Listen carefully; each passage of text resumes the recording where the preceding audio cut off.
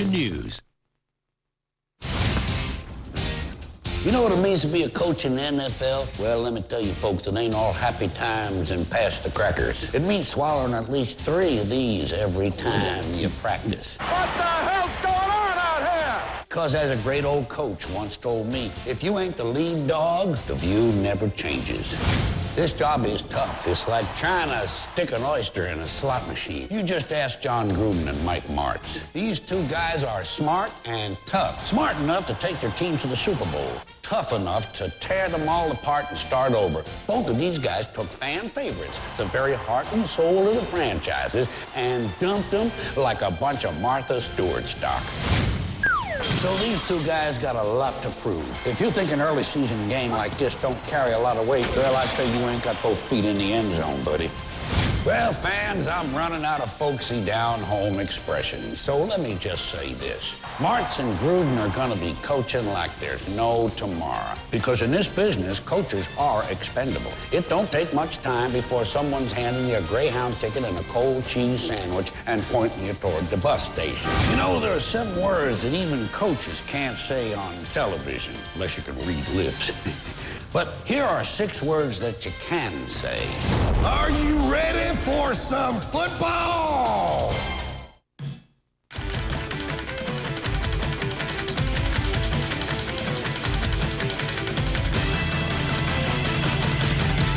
north to south and coast to coast, the primetime event America loves the most. The Bucs invade St. Louis with an all-out attack. The Rams will be ready to give it right back. Players and fans, come on, everybody say, Monday night rocks the old U.S. of A. Hit it! Come on and hit it! Come on and get ready! Are you ready for some football? A Monday night tradition! The NFL Big Show, 35th edition! Al and John are ready! The whole country's psyched! All my ready friends are here for Monday night! The Gateway Arch on the banks of the Mississippi River on this cool October night in St. Louis, and just a few blocks away, the home of the Rams, the Edward Jones Dome, already rocking as the St. Louis Rams come out on to the artificial turf as they get ready to take on John Gruden's Tampa Bay Buccaneers on Monday Night Football. Al Michaels with John Madden, Michelle Tafoya, welcome to St. Louis. The Rams come home feeling very good about themselves. A week ago in Seattle, they were trailing by 17 with 6 minutes to go. They were that close to being 2.5 games behind Seattle in the NFC West. They tied it up. They won it in overtime. Then Seattle lost yesterday, and the Rams with a win tonight would be in first place in the NFC West with a record right now of 3-2, trying to go to 4-2. Meanwhile, for the Bucs, they started the season 0-4, made a quarterback switch. Brad Johnson was benched. Chris Sims got the start last week. He was hurt. Brian Griese came on and played very well, and it's Brian Griese tonight leading the Bucs in a very important game for Tampa Bay. You know, John, we talk about Super Bowl hangovers. Normally it's the loser that's afflicted. The Bucs looked so good 2 years ago, killed opening the Super Bowl, but since then, 8 wins, 13 losses. What's happened? You know, they were very good then. In fact, they were outstanding. And if you look at the way they started that year, they started 4-1. This year, they're starting 1-4. The Super Bowl year, they had outstanding defense. Not just good or great defense, but outstanding defense. Maybe one of the best defenses ever. They're still pretty good on defense. They're still best, but they're not a great defense. And they had enough offense, not a big offense, but enough offense to score some points to win games. They don't have that this year. They're still working on it. But I'll tell you, talking to John Gruden and the players, they believe that they are going to get better. And they need to win this one to get back into contention. As far as the Rams are concerned, coaches like to live in the present. Last week was last week. But when you win a game the way the Rams did last week, can that catapult you all the way through the season? Yeah, I think it really does. I mean, you know, Mike Martz comes out and he's going to throw the football. Mark Bulger keeps throwing. In the first half, things don't go too well. He has interception, they have some turnovers, but he stays with it. Everyone says, oh, look at this crazy Mike Martz. He just keeps throwing well, and pretty soon they keep throwing, and then they start completing them, and then they win the game. At the end of the game, Mike Martz shows that he believes his players, and I'll tell you, his players believe in Mike Martz. These two have had some classic battles in the last 4 years on Monday night. And when the Rams take on Tampa Bay, you know, among others, it means Marshall Faulk in action on Monday Night Football. Here's tonight's McDonald's quarterback comparison. The Rams' Mark Bulger came into the weekend leading the NFL in completions, attempts, and passing yards. The fourth-year quarterback makes his 28th career start tonight. Tampa Bay is Brian Greasy's third NFL team in the last 3 years. Last week in relief, he completed 84% of his passes and led the Bucs to their first win of the season. Where I get my Dave magic going. Okay. Oh, one Best Buy buck. I won a pony, David. That's cool. No, David, I didn't win a pony. I won one Best Buy buck. The Monopoly Best Chance game at McDonald's is back. Get large fries or chicken selects and you win, guaranteed. I'm loving it. The Funine Classic at the Walt Disney World Resort, Sunday on ABC. The best new drama on TV is ABC's Lost. We got a problem. They survived the crash. But can they survive each other? We're all in a lot of trouble. An all-new Lost, Wednesday, 8/7 Central, only on ABC. A Snickers wrapper will get you onto Snickers.com to vote for the hungriest player of the game in Monday Night Football. You could win a trip to the Super Bowl and other great prizes.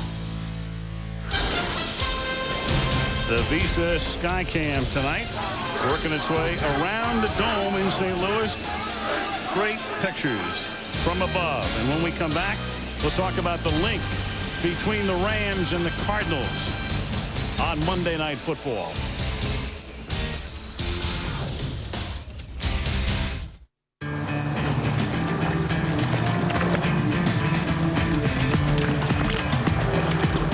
When you've been recognized by J.D. Power & Associates as the most dependable heavy-duty full-size pickup truck, there's no need to be bashful. GMC Sierra, professional-grade engineering. It's not more than you need, just more than you're used to.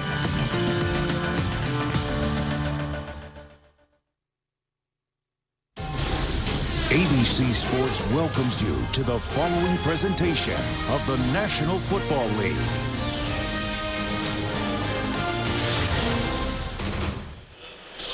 The lights now back up for Monday Night Football. The Rams taking on the Bucs. In this town, a little reciprocal love going on in the last few days. And for more on that, here's Michelle Tafoya. Al, it has been some week for St. Louis sports fans. The Cardinals are trying to get back to the World Series for the first time since 1987. The Rams coming off that thrilling overtime victory at Seattle last week. The leaders of these two teams, Tony La Russa and Mike Martz, are close friends, and the two teams avidly support one another. In fact, the Cardinals were watching that overtime win in their clubhouse at Dodger Stadium last Sunday, and in the moments following the win and before the Cardinals took to the baseball diamond, Tony La Russa got out his cell phone and left this message on Mike Martz's office phone. Hey, Coach, it's Tony La Russa. 20 minutes to 5, and our clubhouse is screaming because just as we came in from batting breaks, you guys went down and tied it, and you just won it. So I just saw them replay you hugging each other and jumping up and down. What a great win. I know it counts as one, Coach, but that one counts for more than one because it'll win you some more games down the road. But congratulations. That was just a great comeback. And indeed, the Cardinals did go on to win that series, and they're in the middle of the NLCS. I spoke with Tony La Russa over the weekend. He's a bit torn about this Monday Night Football game. He was born and raised in Tampa, Florida. He was good friends with John Gruden, and he wants both of these coaches to do well tonight. But, Al, when I pressed him a little bit, he said, I got to give the edge to the hometown because he'd like to see St. Louis have a win in both baseball and football tonight. And he has to come back here on Wednesday because that series is guaranteed at least a sixth game. And I think he was right in the sense that it might give these guys more than one win. It's one win, said Tony, but it may lead to a couple of more down the road, John. And I agree with Tony La Russa and what he said, that, you know, something like that, and And like you said just a minute ago, it's just something that'll spark you somewhere. You need that's going to, catapult you on to pretty great things. Now, Tampa Bay had that 2 years ago. They don't have it now. The Rams got it a week ago, and we'll see what they're going to do with it. Martin Gramatica puts it in the air. Arlen Harris comes up to field it for St. Louis at the 10-yard line. Harris, a reserve running back, brings it back to the 29. The Rams have the ball, and here are the starters. Mark Bolger, West Virginia University. Marshall Falk, San Diego State. Joey Goodspeed, Notre Dame. Torrey Big Game Holt, North Carolina State. Isaac Bruce, University of Memphis. Brandon Manumalayuna, Arizona. Orlando Pace, The Ohio State University. Scott Tercero, Cal, Berkeley. Andy McCullum, Toledo. Adam Timmerman, South Dakota State. Grant Williams, Louisiana Tech. So here are the Rams now, who scored 17 points in the last 6 minutes of regulation and a touchdown in overtime, and Bolger on first down, going right back into the pocket, gets good protection, checks down underneath. Marshall Falk picks up 9, gets the ball up to the 38-yard line, and here's the Tampa defensive starters. Greg Spires, Florida State. Anthony McFarland, national champion, LSU Tigers. Charles Gardner, South Carolina State. Simeon Rice from the University of Illinois. Ian Gold, University of Michigan. Jeff Gooch, Austin Peay State University. Derek Brooks, Florida State. Brian Kelly, USC. Dwight Smith, Akron. Jermaine Phillips, University of Georgia. Rondé Barber, Virginia. Barber is mic'd up tonight. The defense minus Warren Sapp, minus John Lynch. They're gone. Draw. And they give the ball to Steven Jackson, and this is their #1 draft choice. He played his college ball at Oregon State. Marshall Falk, as great as he is, he's in his 30s right now. They bring this kid along, draft him out of Oregon State after other teams passed on him, and they love him right now. You know what they did on that one? They had Marshall Falk in here. He's going to go in motion. And you see what that does? See how that takes the defense out to the left a little? They all go out with him, and then they pop Steven Jackson right up the middle. That's one of the things that Mike Martz is trying to get both of those backs in the lineup at the same time. Just what Martz needs, a new toy. Here's Falk. So they stay on the ground as he gets it up to the 49-yard line. Jeff Gooch, who did a real good job coming in for the injured Shelton Quarles in the middle last week against New Orleans, makes the tackle. And that's a tough job for the middle linebacker of this Tampa Bay defense, because we always talk about that cover 2, that Tampa 2. There's Shelton Quarles there, and he does a great job of getting deep. The middle linebacker, the Mike linebacker, has to take the deep middle in cover 2. So if they run at you, you have to play the run, and if they throw, you have to get back to the deep middle. Second down and 9 with 3 wideouts here, and that is dropped. And believe it or not, that's the first on-target pass that either Isaac Bruce or Torrey Holt has dropped this season. Yeah, and Mike Martz was telling us the other day that he likes to get Isaac Bruce involved in the game right off the bat, because he said the sooner that he gets him involved in a game, the better he plays. He said the more catches he gets in a game, the better he plays. I've always thought that Isaac Bruce has played awfully well for a long period of time. And this year averaging 13.8 per reception. He's been around so long. He was with the Rams when they were in Los Angeles. Right now they're in their 10th season in St. Louis. Steven Jackson is the running back in this set. He stays in the block, and Bolger swings one deep over the middle. Catching it on the run is Torrey Holt, and the Rams are off and running. 52-yard touchdown. Yeah, that's that crazy Mike Martz. Throw it, throw it, throw it. We talked about that Tampa 2. The Mike really didn't get back there. That's who they take advantage of. You'll see Jeff Gooch is here. He's going to run the middle. You see Torrey Holt here. He's going to start up, get by the corner, get by the safety. The safety cannot let him get deeper than him. You see him running that Mike down the middle, and they throw it right over his head. He beats the safety, Jermaine Phillips. They like Phillips. Phillips was one of the reasons with his involvement that they felt they were able to let John Lynch go, and he's at Denver. And on that play, he gets burned by Holt. And the Rams in 2 minutes and 20 seconds pick right up where they left off last Sunday in Seattle and lead 7-0. Bud Light, sweet. I can't believe Gina let you come to the game. Gina doesn't even know that I'm here. I hired a body double, you know, like the ones they use in the movies. What? So he looks just like you? Gina, all of this yard work is making me so sweaty. Well, then you better go wash up. Jim. Fresh, smooth, real Bud Light. You were real tired this afternoon. Was I? It's all here. Get ready for a whole new kind of Dodge. Introducing the all-new Magnum SXT with a 3.5-liter high-output engine and all-speed traction control. Open it up and find a tri-fold cargo floor, unique access liftgate, even a powerful Boston acoustic sound system. Dodge Magnum SXT, a whole different ride.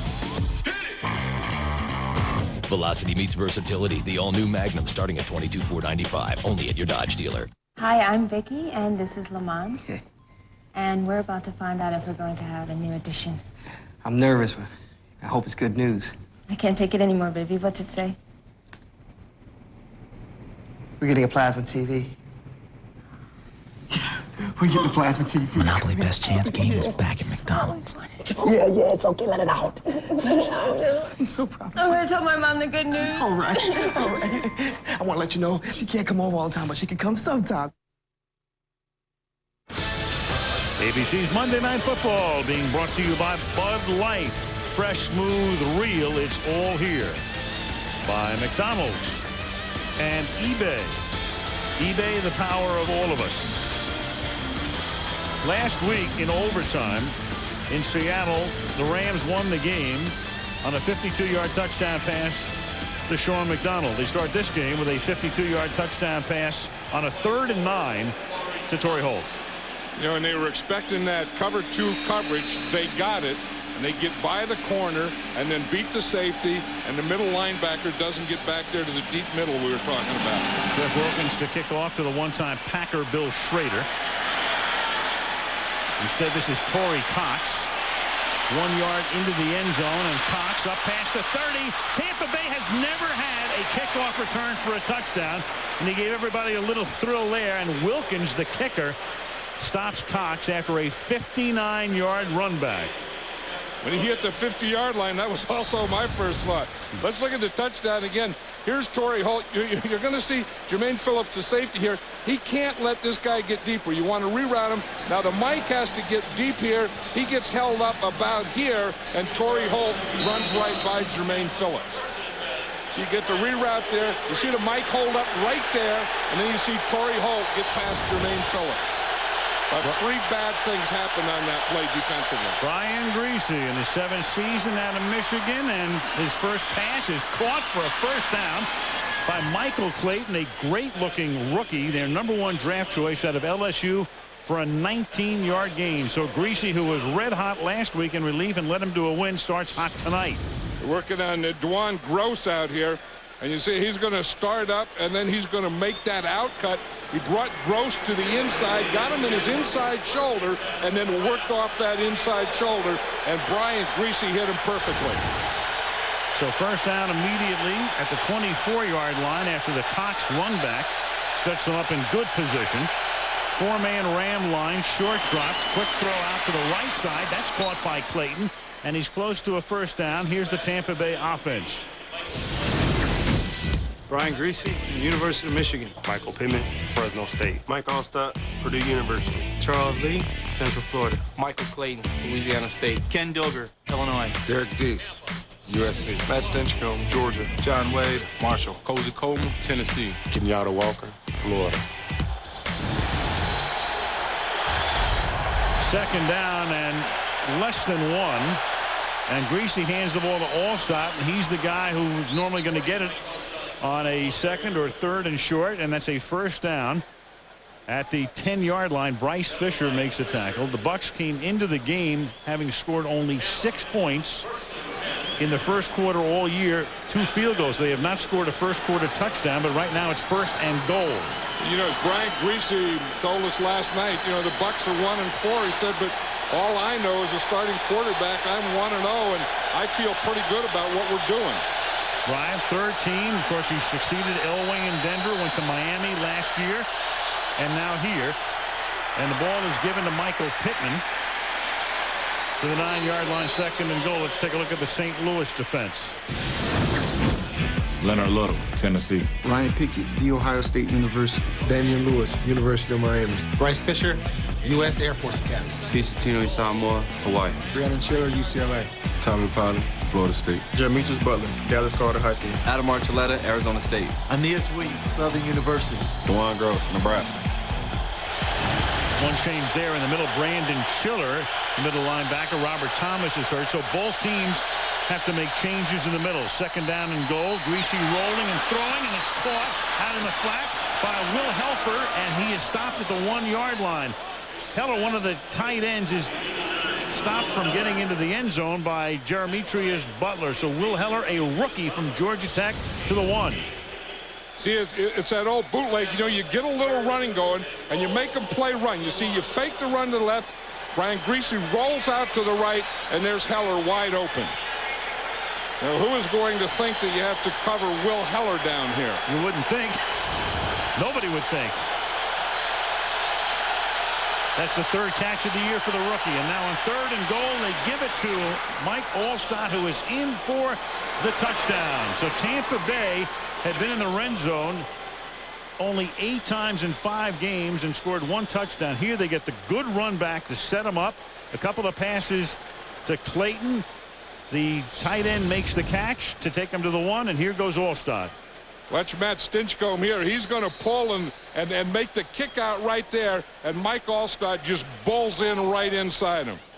Mike Alstott was born and is built and has always looked like a goal line runner. That's Tampa's first rushing touchdown of the season. Last year, as the extra point is good, Alstott had that neck injury, so that's the first time Alstott has gotten into the end zone in over a year, since last September. So the Rams strike quickly, and Tampa Bay answers, and we're tied 7-7.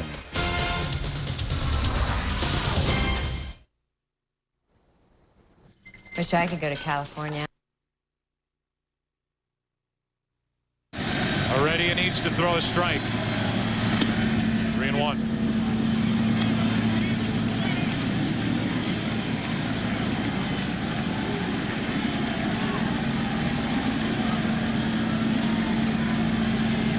Home plate umpire Jeff Kellogg out to tell Heredia to tuck his pocket in the back of his pants. 3 balls and a strike on Minkiewicz. Full count.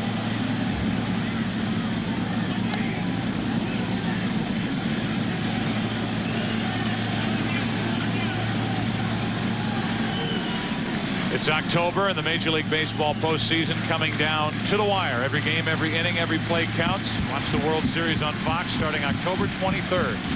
Don't miss it. Here's a 3-2 to Minkiewicz.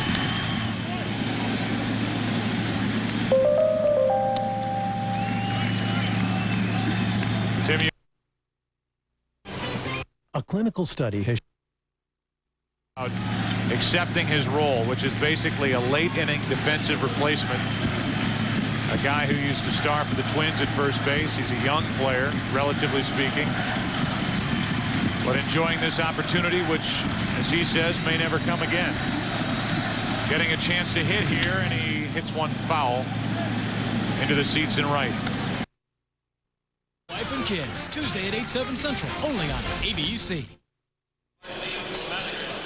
Cox set up the drive with a 59-yard kickoff return, so they were able to start in St. Louis territory, and that was a rare sight for Tampa this year, beginning to drive on the plus side of the 50. A couple of key plays. By the way, I was in a little bit of a time warp. Will Heller in his second season played sparingly last year, caught 2 balls, and he took it down to the 1, and then Alstott was able to punch it in, and now the Rams will get it again at the 2-yard line. Harris, after juggling it, gets up past the 20. And returns it to the 26-yard line, and the Rams will begin their second drive right there. Rams are great at home. They love this surface, and Mark Bolger illustrates that as you take a look at those numbers. 14-1, and that one loss was in overtime this year to New Orleans. A 94 rating and a 2-to-1 touchdown to interception ratio. quite in contrast to as you see what he has done on the road. You know, I was talking to Mark Bulger about that the other day, and he said, you know, you just come out here on this artificial turf in this dome, and he said we always just feel more crisp. From the 26-yard line, it's caught by Holt, and they're faster. And you know, we were talking to Ronde Barber last night about playing on turf, and it's their only game that they will play on this particular surface.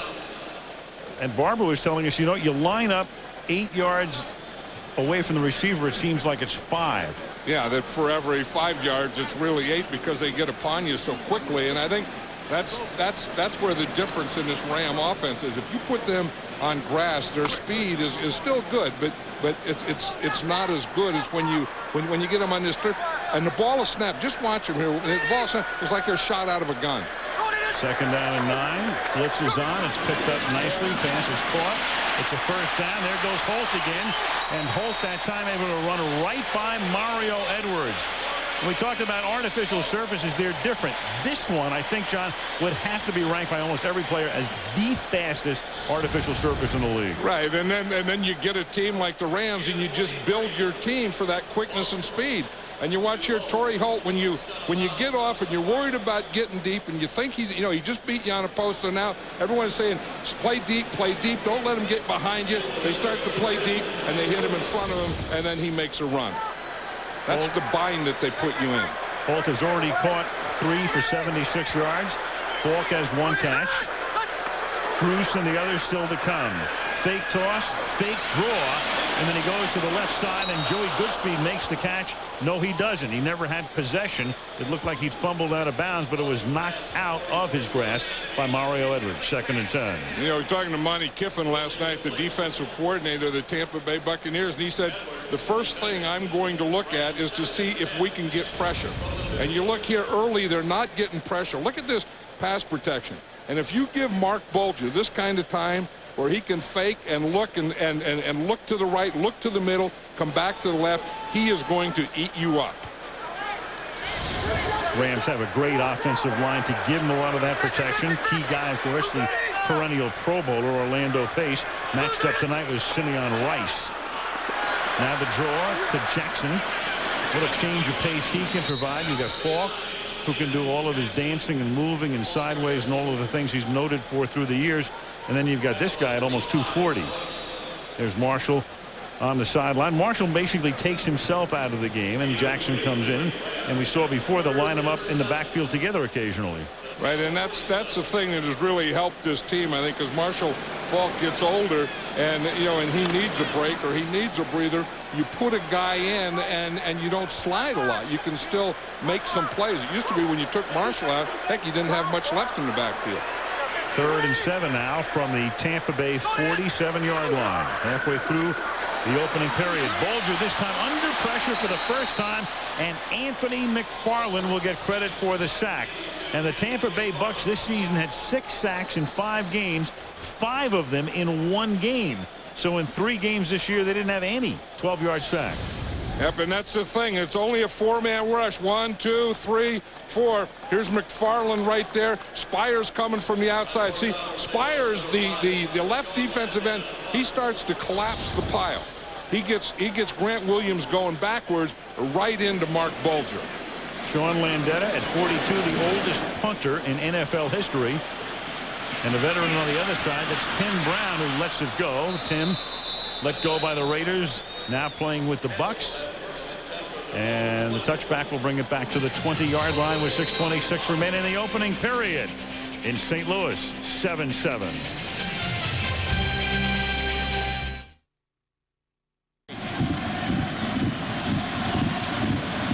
They are playing normal depth in the outfield. They are not shallow. Second baseman Cairo gathers it in, gets the out, 2 down, and Veritek is coming up.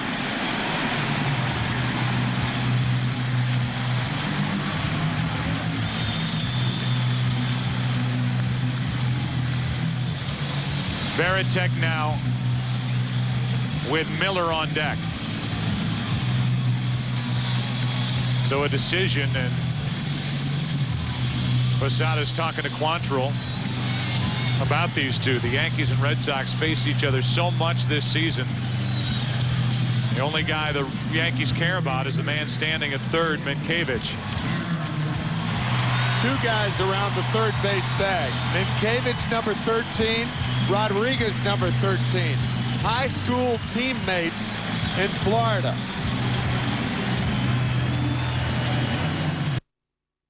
Pizza for $9. The importance of that runner at third base. Quantrill, who throws a very good sinker, throws a lot of balls in the dirt.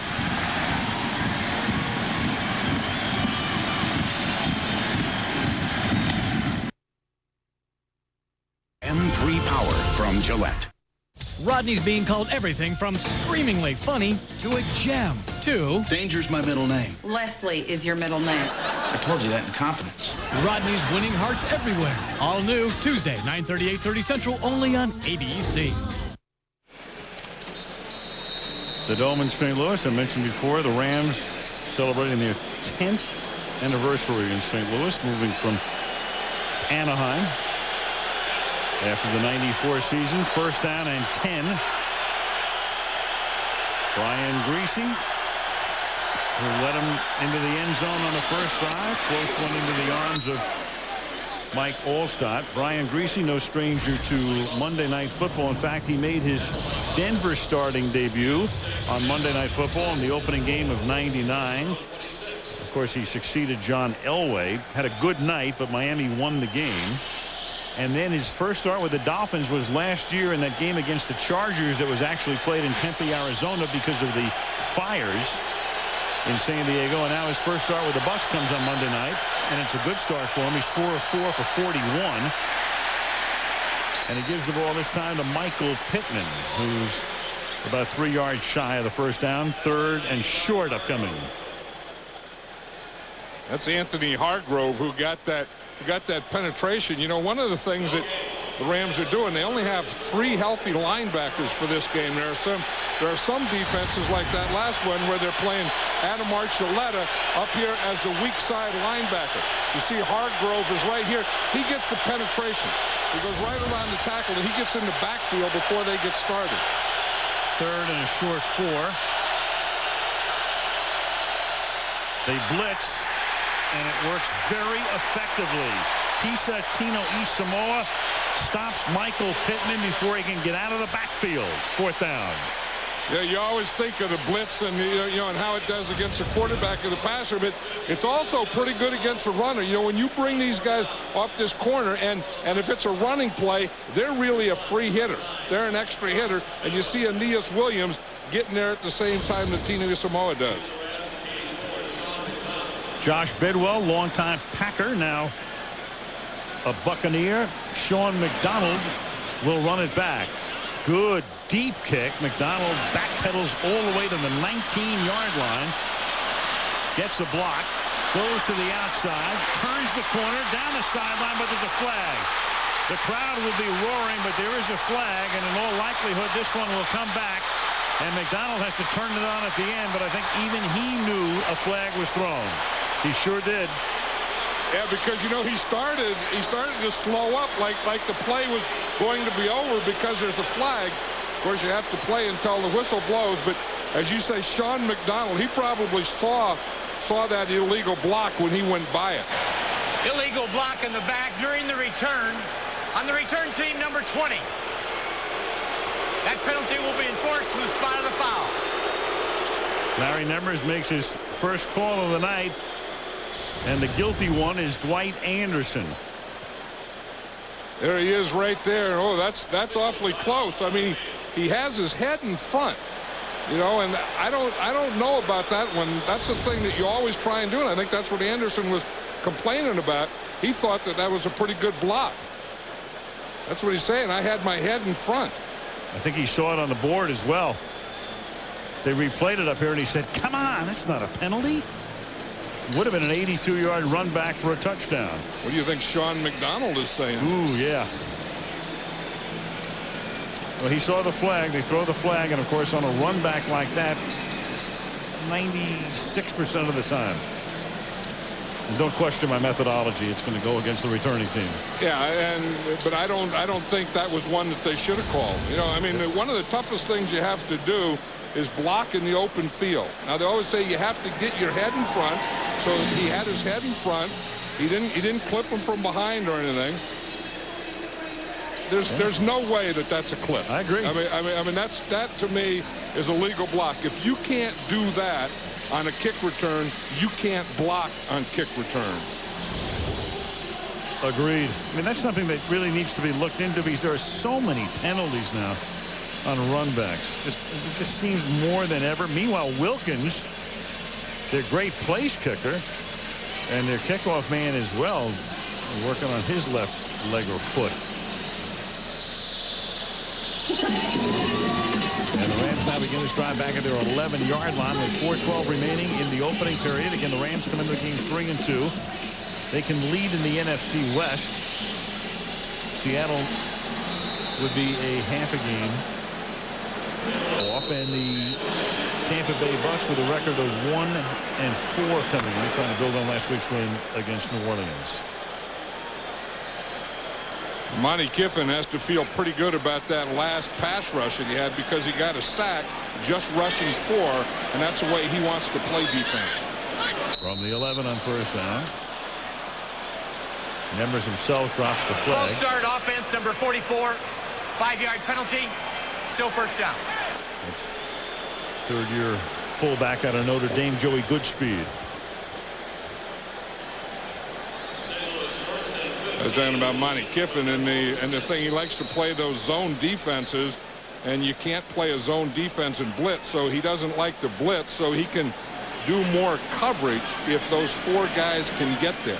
So he always starts a game not blitzing, just having the 4 guys rush. Marshall Faulk on 1st and 15 carries for a couple up to the 8-yard line, ticking down to 4 minutes to play in the opening period. The Rams passing yards per game 3rd in the league, and it's strength against strength because the Bucks defensively are 3rd in the league. Where the Bucks have really been porous this year is on the ground. Teams have been able to run very well against them.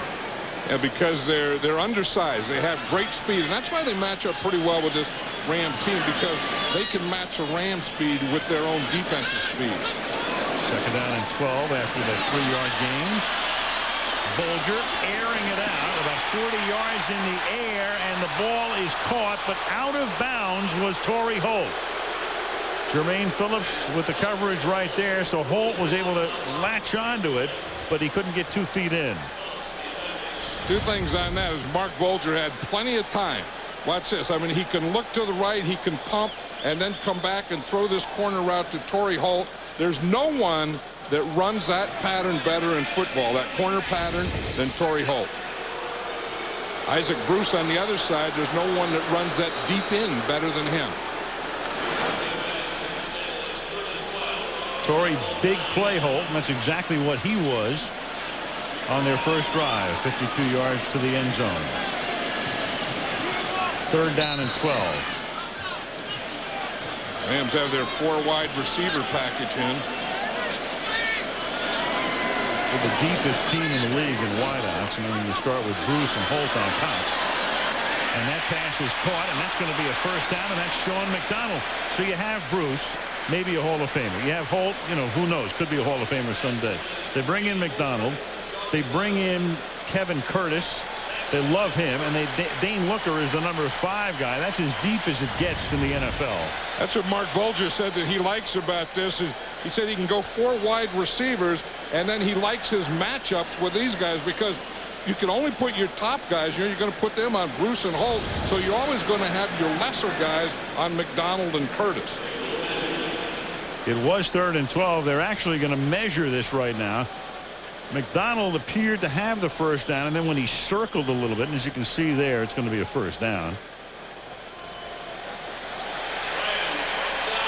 But you can request a measurement. Well, it looked like he worked back and maybe lost the first down, but he didn't. John Gruden, think about this. It's his 7th year as a head coach. He's 41 years old. 4 in Oakland, 3 now in Tampa. He's still the youngest coach in the National Football League. He said one of the reasons that he got Brian Griese is when Brian Griese was at Denver, he said he beat him 5 times. He did 5 out of 6. That's a reason. 1st and 10. Can't beat him, join him. Falk picks up a couple.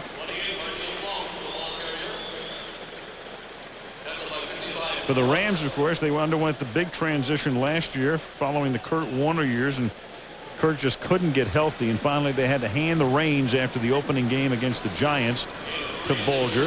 He did well enough. It was time to sign Mark to a long-term contract. Couldn't keep Warner, and of course Kurt doing pretty well in New York right now. He's doing very well in New York, and Mark Bulger is doing very well here. Mark Bulger has, I think, the quickest release in football.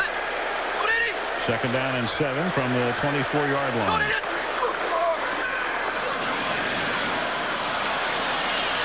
And he throws that one away. It'll be 3rd down, and let's check in with Michelle. Well, Mark Bulger has a big fan in Isaac Bruce, you guys. Isaac Bruce told me from a wide receiver's perspective, you love a guy who's going to go for the jugular. He's not afraid to throw the ball downfield into tight coverage. He said all you have to do is look at that touchdown pass he threw in overtime last week at Seattle. It's in overtime. It's on the road. It's against a division foe, and his feet are not antsy on the throw. And that's certainly true, and Isaac Bruce said that's all you need to know about Mark Bulger. Hey, Bulger's story, when you think about it, Michelle, is almost as good as Warner's story. I mean, really out of nowhere. 3rd down and 7. And Bulger slings it, and it's off the hands of Torrey Holt. A little bit high for him. But Warner just took a little bit longer.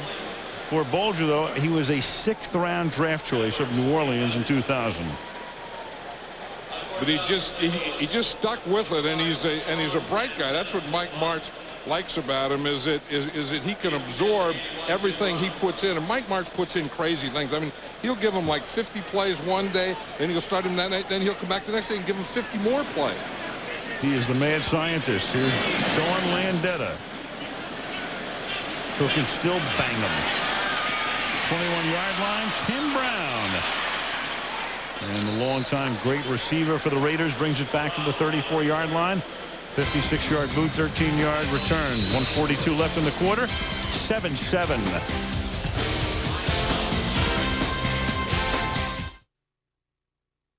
To hit the ball in the strike zone. When it dips out like that, see you later. Sierra has not been retired all night. 3 singles, 2 walks. Ball 1. On deck is the switch hitter, Tony Clark.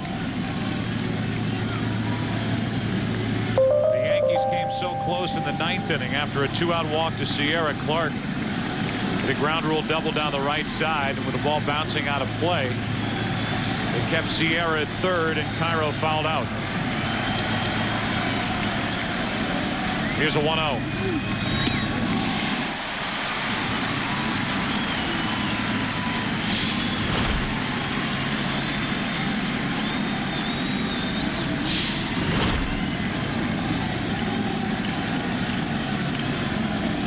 Strikeout pitch to Posada was down, and that pitch for strike 1.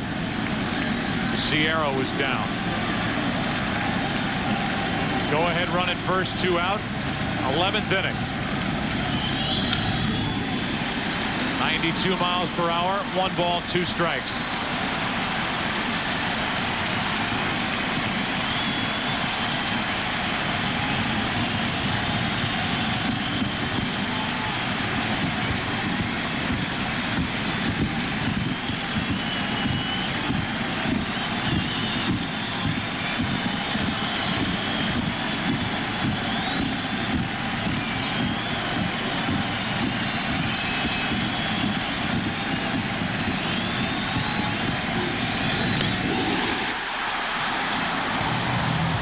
Red Sox bullpen striking out the side in the 11th. Quantrill back to work. Miller, Bellhorn, Damon coming up.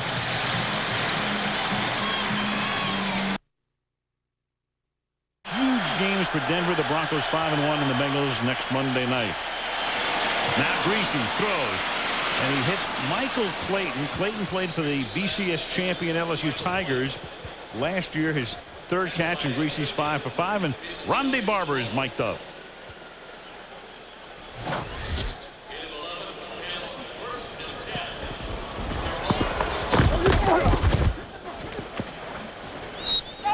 Woo, big boy. A lot of mass coming at me right there. They're going to drop back and throw the ball 60 times. It's going to be our day. Let's rule the day, man. Let's rule this day. They've already thrown a 10, and now Greasy is able to turn what would have been a short loss into a little bit of a gain, forced out of bounds as we're down to the minute mark remaining in the opening period. I think Ronde Barber got his shoes knocked off. That was Andy McCullum there. He was talking about, hey, big boys, there's a lot of mass coming at me. He's a cornerback, and he only weighs 184 pounds, but he's a corner that plays a lot like a linebacker.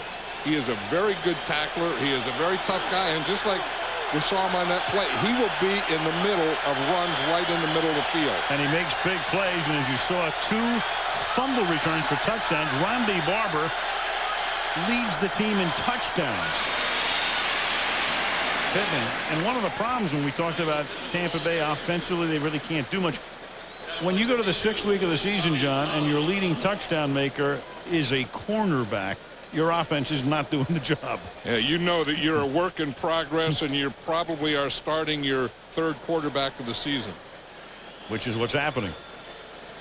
Brad Johnson is the number 2 quarterback tonight. Chris Sims was hurt last week. They hope to have him back with a sprained shoulder in a couple of weeks. So it's Greasy, and he led him to a touchdown drive to tie the game early on. It's 7-7, end of 1, and Monday Night Football resumes from St. Louis after this message and a word from our ABC stations.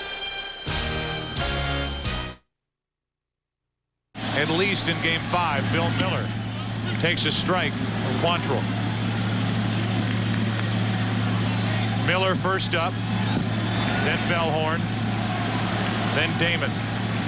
Loaiza getting loose for the Yankees. Miller floats one shallow right. Might drop. Cairo out. Can't get it. They throw behind Miller, and he's back to first safely with a single.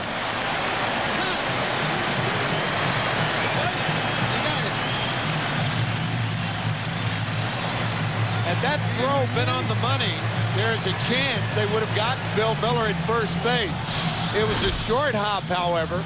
Watch Gary Sheffield barehanding it and then short hopping Tony Clark, the first baseman, as Miller, who goes too far, has to get back. It was that little grab by Sheffield. Had he not come up with it cleanly, Miller was in a position to go down to second. That's true. And then he jammed his hand getting back into the bag. Now it's Bellhorn.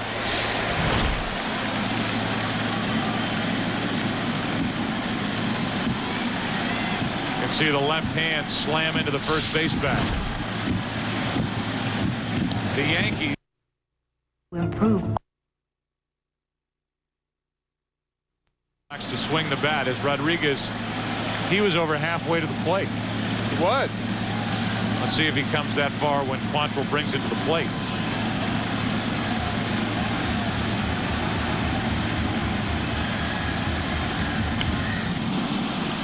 Strike one. In St. Louis, Al Michaels, John Madden, Michelle Tafoya, John Gruden on one side, Mike Martz on the other. Game tied 7-7, 3rd down and 5. Bucks ball at the 50-yard line. Greasy protected well, slings it out of the pocket to Clayton, and only because he was stumbling as he made the grab did he not get into the end zone. He takes it to the 5, and it's Kwame Lassiter who makes the tackle after a 44-yard gain, and for that rookie Clayton, that's 4 catches, 83 yards. John Gruden was waiting for that one. He wanted to get in scoring position. Clayton comes across the backfield. He started on the left, came in motion across the field, came into a bunch, and then runs a post pattern. That was set up. They've been setting that up the whole first quarter. They have the break. It's foul. Coverage. DeJuan Gross, the cornerback, is the guy who got burned. 1st and goal. Tampa trying to take the lead. Piece of Tino East Samoa making The tackle right there on Michael Pittman. Let's watch that play again where we see the whole play. Michael Clayton is right here, and he's going to come in motion, and he gets over here, and then they have three a bunch, and he comes up, and he just runs a post pattern right there. You see, they get all three of them right here. The two go into the inside. Michael Clayton runs at that corner, then right by the safety. The minute he gets by that corner, they want to give him the ball, and that's what Brian Griese did. Second and goal from the 4. Alstott is the tailback, and Griese's going to roll with it and try to take it himself, and gets banged out of bounds by Tommy Polley at the 5-yard line. It'll be 3rd down and goal. Yeah, that was that same.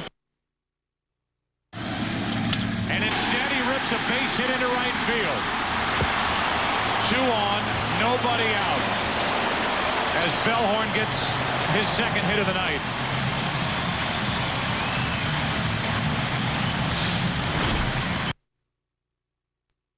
Last week, and his first 6 tonight. 3 wideouts here in this set.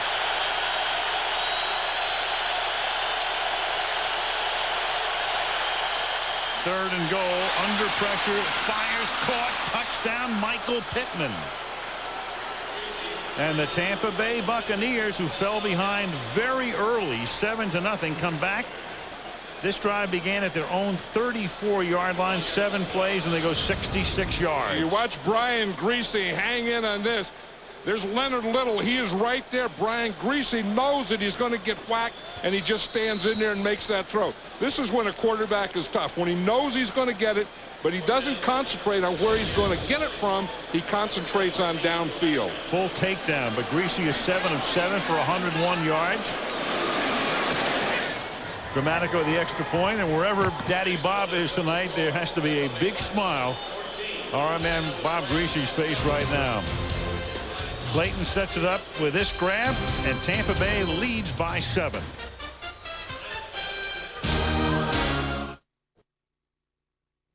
This ball, you could go to 3rd and 2nd. Both runners retreat. You go 3rd, 2nd, you get 2 outs instead of 1.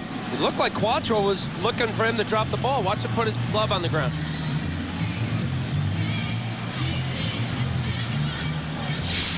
So Johnny Damon, who has only 2 hits in this entire series, they're going to check on the health of Quantrill, who was bothered by a right knee injury early in the season.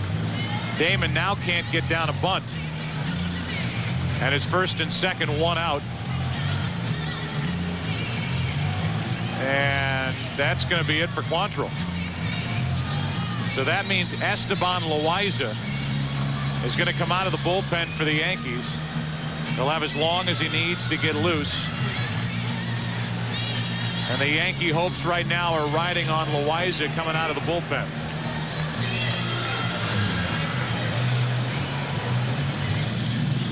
Now the Yankee bullpen is empty.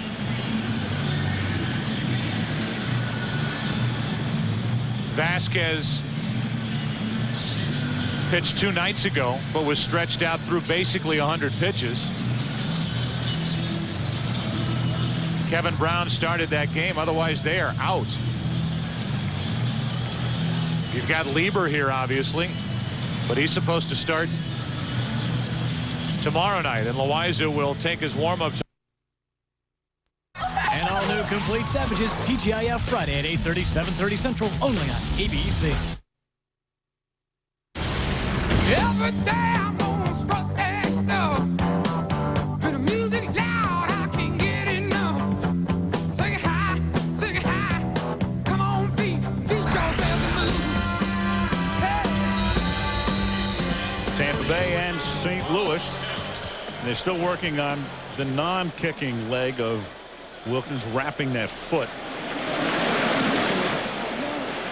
As the ball is put into the air by Gramatica, fielded at the 8-yard line by Arlen Harris.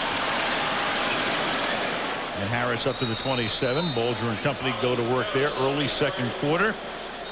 Griese a perfect 7 of 7, and the Buccaneers are up by 7.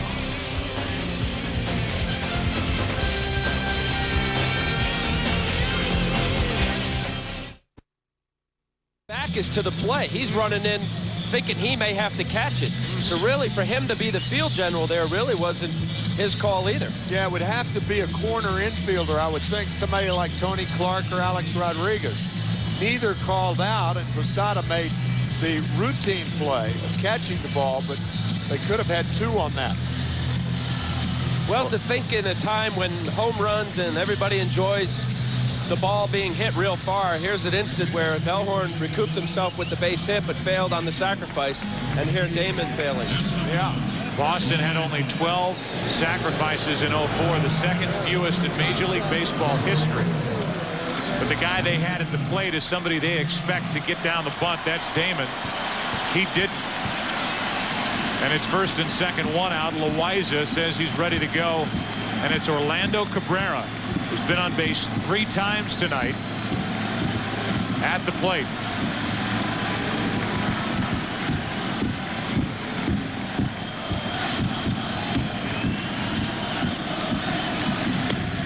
Ball 1. The Museum of Natural History, a hanging pteranodon on a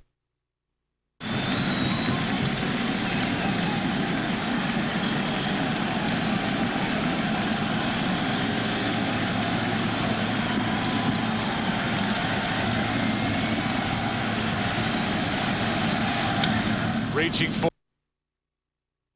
the pros wear. For a free team catalog, call 877-NFL-SHOP. And tonight's aerial coverage brought to you by Bud Light. Gateway Arch, constructed in the 60s. Symbol of St. Louis, gateway to the west. 14-7 Tampa Bay. Steven Jackson is the running back here on first down from the 27-yard line. In action on the left side might have been Scott Tessero, the left guard. Offense, number 63. 5-yard penalty, still first down. Meanwhile, Rondé is mic'd up. Listen to this. Hey, do me a favor. Go in my locker room, grab my other shoes, the Reebok ones. Yeah, the Reebok. The high tops. These are the ones Torrey got on, so I'm going right with them. So these are the ones Torrey got on. Weapon against weapon, and that pass is dropped by Torrey.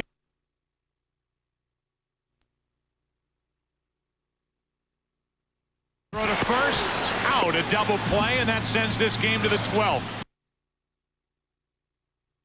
And Bruce dropped one early, and for Torrey, unless Barber got his hand in, that would be the second to him that was on the numbers that he couldn't handle. And Mark Bulger is a very accurate passer. I mean, he releases that ball before they get. He throws it to a window, and they run into the window, and it's usually right there. So I would say that when there is an incomplete pass or one drop like that, it's a receiver's fault.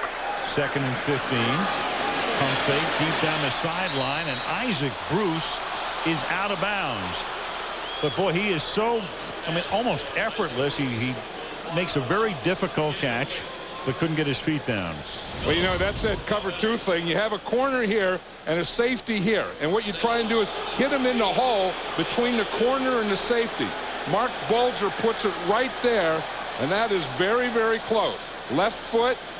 I don't know. I guess the right foot was on the line. Huh? I'm guessing it is. Now the crowd, of course, is looking at this as you are. Yeah, it's on the line. Yeah. Knowing Mike March, I mean, Mike March indiscriminately loves to challenge, but he's gotten a little bit better apparently because sometimes he's used his challenges very early in the game. Well, he could look at it up there in the big screen and see that that right foot was on the line.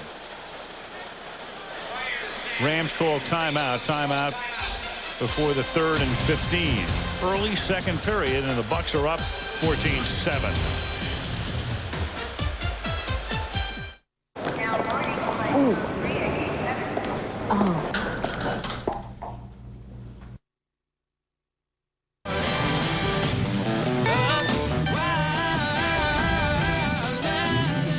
Tim Wakefield takes over for Boston. 12th inning, bottom part of the order coming up for the Yankees. And a game that started about 5:10 locally is moving toward the 10 o'clock hour. 4 hours, 48 minutes long. Total of 13 pitchers used. And again, no Major League Baseball team has come back from an 0-3 deficit in a best-of-7 postseason series. 25 times a team has had a chance to do it. It hasn't happened yet. The Red Sox keep saying, why not us? Well, they'll have to win this game to have a chance, even at a Game 6. Tim Wakefield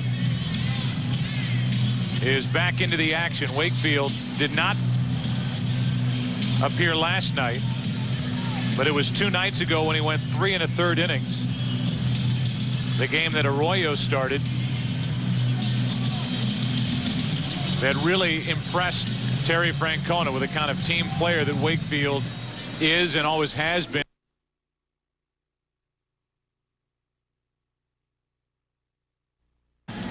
In the 11th inning, Game 7, when the Yankees got the home run from Aaron Boone to go to the World Series, he pitched so well in the ALCS up to that point, is back to work, and a knuckler is swung on and missed by Clark. Make everyone happy. There's the QB comparison. Bulger under 50%, and that's news. And that quarterback rating right there for Brian Griese, that's as good as it gets. Not my writing, but 158.3 is the highest rating achievable. And Griese's coming off a game in New Orleans last week. He had the 2nd highest rating. What was that mark that you put on there? What do you call it? Was that an arrow, a form of an arrow, or a square? You know what it is? It's a guy who writes right-handed trying to write left-handed. 3rd down and 15. And Bulger, after taking the timeout, gets crushed by Greg Spires. You know, that's the 2nd time that Greg Spires has did that to Grant Williams. And what he does, he just gets on him right here and just bull rushes him. You see, he gets that corner, and then he just pushes, just gets right around his shoulder. And the minute he gets past his right shoulder, he's right on Mark Bulger.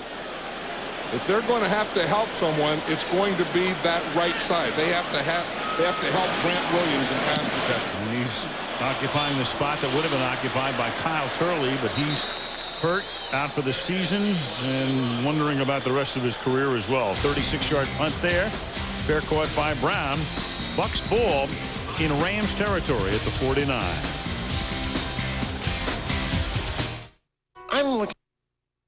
We saw Gabe Kapler last inning play a ball safely in right field, and Manny Ramirez plays this ball into a double. He's caught in between, and the in-between hop skips by him. Poorly played by Ramirez. He got no jump on that ball at all. And I don't know if he didn't pick it up off the bat or what. It's a single E7. And now the Yankees are a hit away from regaining the lead, and it's Jeter who gave them the lead way back in the 6th.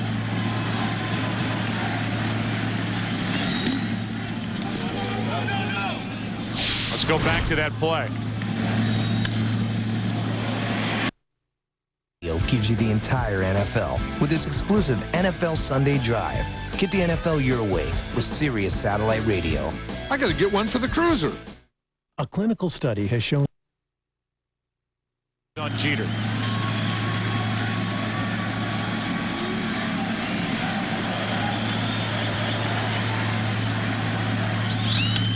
Fly ball into right field. Kapler coming on. He got a great jump on that ball. 2 out. I think Kapler was cheating. Tuesday at 9/8 Central, only on ABC. The final 8th in a classic showdown. When a pajama party gets flagged for illegal use of the hands, the girls get defensive. Why did Byron leave? What's going on? I'm so done. An all-new Bachelor, Wednesday at 9, 8 Central, only on ABC. Tampa Bay Bucks in a very, very important early season game. They started 0-4, got off the schneid last week. I'll ask John about his platform later. There's someone that doesn't know what they're talking about. 1st and 10. You wouldn't need Air Force One. And Griese throws, and it's caught out in the flat by Will Heller. His 2nd catch and a 1st down for Tampa Bay. You were talking about Greg Spires and his pass rush against Grant Williams. watch this. You see, the minute he gets that outside shoulder, he slaps the outside shoulder, then brings the right shoulder around, and then he's beyond him. It's that old thing, when you're even, you're leaving. And Spires gets even with him. His shoulder's even with him, and then he's right beyond him. 2 sacks for the Bucs. 1st and 10 now at the 38-yard line. Pittman. You know, with Tampa Bay, the quarterback situation, remember, Brad Johnson leads them to the Super Bowl. And last year, the Bucs don't make the playoffs. And Johnson's their guy when they began the year. And there is Brad, the number 2 quarterback tonight. But they wanted to bring Chris Sims along and gave him the start last week. And Chris performed very well, but then he got hurt, sprained shoulder, not in uniform tonight. Greasy came over from Miami, signed with Tampa Bay in the offseason. Now they also have Jason Garrett, the former Giant. And Cowboy on the roster as the number 3 quarterback tonight. 2nd down and 7 from the 34-yard line. Short drop, caught on a slant. And that's Charles Lee, who had a big Monday night game against the Giants last November. Butler makes the tackle, 14 yards, 1st down, and Greasy is a perfect 9 for 9.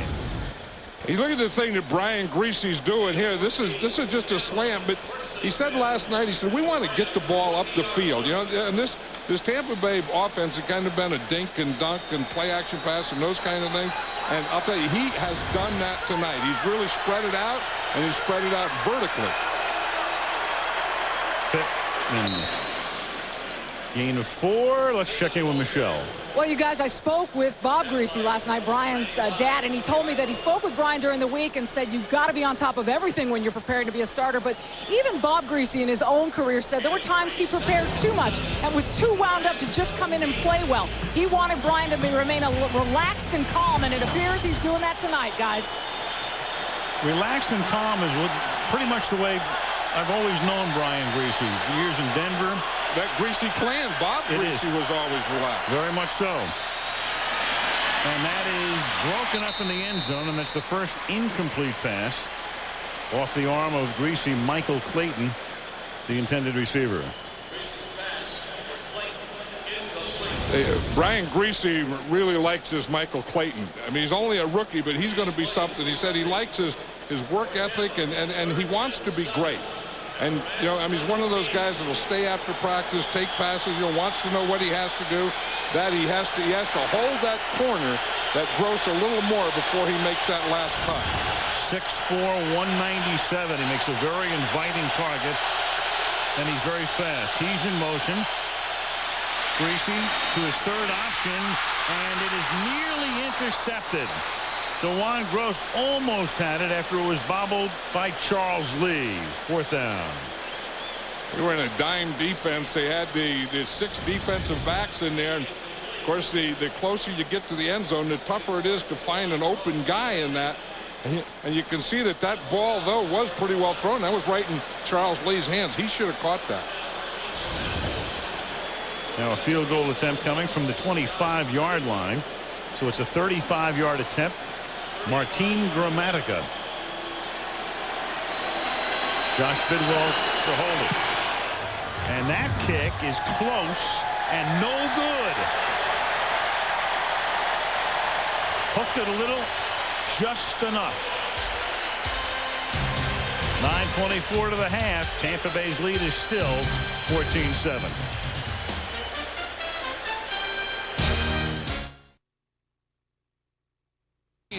To last night's game.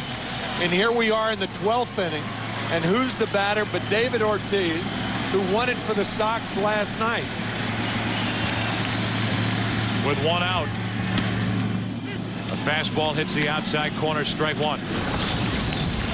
Last night against Quantrill.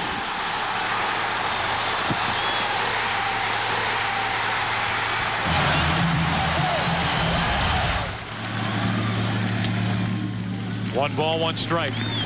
Ortiz has already homered tonight, and he went the other way to do it.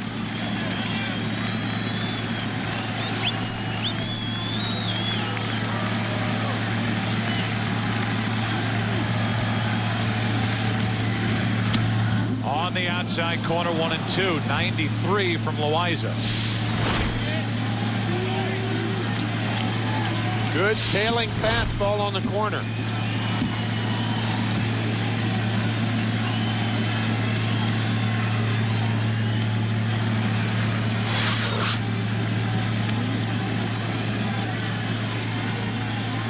Each team showed up to Fenway Park today with their bags packed. The Yankees know they're going home after tonight's game. The Red Sox hoping to join them on a trip to New York. That's low, 2-2.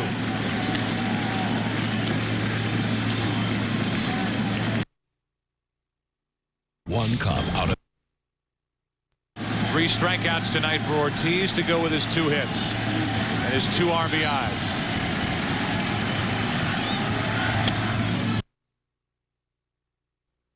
Gramatica was pleading his case. Here's the deal on a field goal.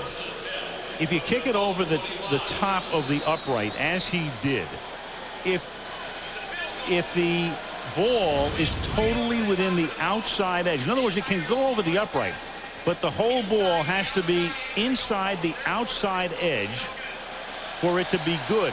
So, you know, that's as high as the goalposts are in the NFL. Somehow you would think the technology is there to, you know, at least shoot a beam up to the ceiling or the sky or whatever, and you get a better idea of whether it was good or not. 1st and 10 from the 25 after the missed field goal, so it comes back to the spot from which it was kicked, and it's Jackson for a gain of 9. So it doesn't have to be totally inside the upright as long as the ball, no part of the ball is beyond the outside of the upright. You know, and that's one of the rules that is not reviewable. So even had it been extended and you would see that they missed that call, there's nothing you can do about it. Once they call it no good, there's nothing you can do about it. I don't.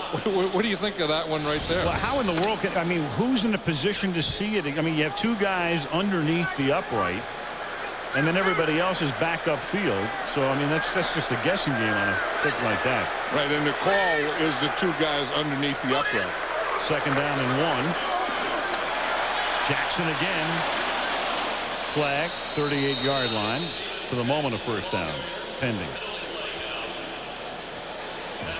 Offense, number 86. 10-yard penalty. Through the lines in some of the Boston newspapers, he's definitely a team guy and wants the team to do well, but he made it clear that he was a number 3 hole hitter on a playoff team that was 1 game away from going to the Oregon State, and he's number 34. Then he comes into the NFL and he doesn't want 34. He wants 39 because there's no other back that's number 39. I love that point you just made, though. That's where you want to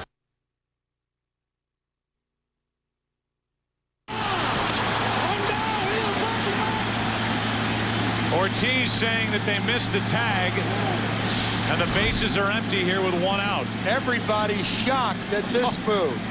This ball, a high throw. Watch Jeter make the play, and then did he tag him? I'm not sure he tagged him. I think the hand was in there. I don't think Jeter tagged him. Get a good look at it here. I think the hand was on the bag by the time Jeter's glove came. Even Jackson. You get a great high school player in Las Vegas, and the guy that recruits him is a head coach. We're not talking about some assistant coach here either. You know. 3rd down and 5. Multiple trips, too. Bolger throws, caught, 1st down. That's Sean McDonald, the 2nd-year wide receiver out of Arizona State. Tackled by Derek Brooks. Gain of 10, moved the chains. And he wanted a face mask. Yeah, this is the thing. They'll put. You'll see Sean McDonald here, and they put him right in the slot, and that's where they think they can get mismatches. You know that they're going to have good coverage outside. They're going to have their corners and safeties, and you know that inside they're going to have linebackers and lesser defensive backs. But look at that release we talked about, Mark Bulger. You know, I mean, when he sees something, the next thing is that ball is out of there as quickly as it can be. 1st and 10. Falks only carried the ball 3 times tonight. Here's the 4th. 4 carries now for Falk for a total of 10 yards. Jackson 5 carries for 27. What's interesting is on the other side, the Bucs tonight have had 10 rushes for only 19 yards. But Clayton's been the big guy on the receiving end. Greasy has had the hot hand, and the Bucs are up by a touchdown. You know, John Gruden was saying last night, and I'm sure that he was kidding. He said, "I'd like to run the ball every play." And, you know, I mean, when they used to throw that short pass all the time, you'd think, well, why don't you run it some? But tonight with Brian Greasy, this is a different passing game for Tampa Bay. 2nd down and 7 from the 42-yard line. Caught by Torrey Holt, a little shy of the first down. You know, there are ways to compare careers. Take a look at one way to do this. 75 games with a particular team. Most touchdowns in his first 75 games, and this is number 75. Falk would be the holder of that record. Jim Brown and Emmitt Smith 2 and 3, and the most yards from scrimmage belongs to Falk. And look at that margin. And what's interesting is this is his second team. I mean, he also had a pretty terrific start to his career with Indianapolis. And I don't think there's a smarter football player in the NFL. Here's Isaac Bruce making the catch, and for the first time tonight, the crowd gets to salute their man, his first catch of the evening. Marshall Faulk, you know, we talked in the past about how few trades there are in the NFL, and we'll get a little bit more into that because the trading deadline is tomorrow, and Tampa might have 1 or 2 guys in play. But in that trade, Indianapolis winds up with Edgerrin James, drafted out of Miami. The Rams get Falk, and neither team would look back right now and regret it. No, but Marshall Faulk has been so much to this Ram team. I mean, as a runner, as a pass receiver, as a blocker, and maybe more important, as a leader. Bulger to the outside and a little bit low. Isaac Bruce started to come back on it. On the ground, 2nd down and 10, 4.5 to the half.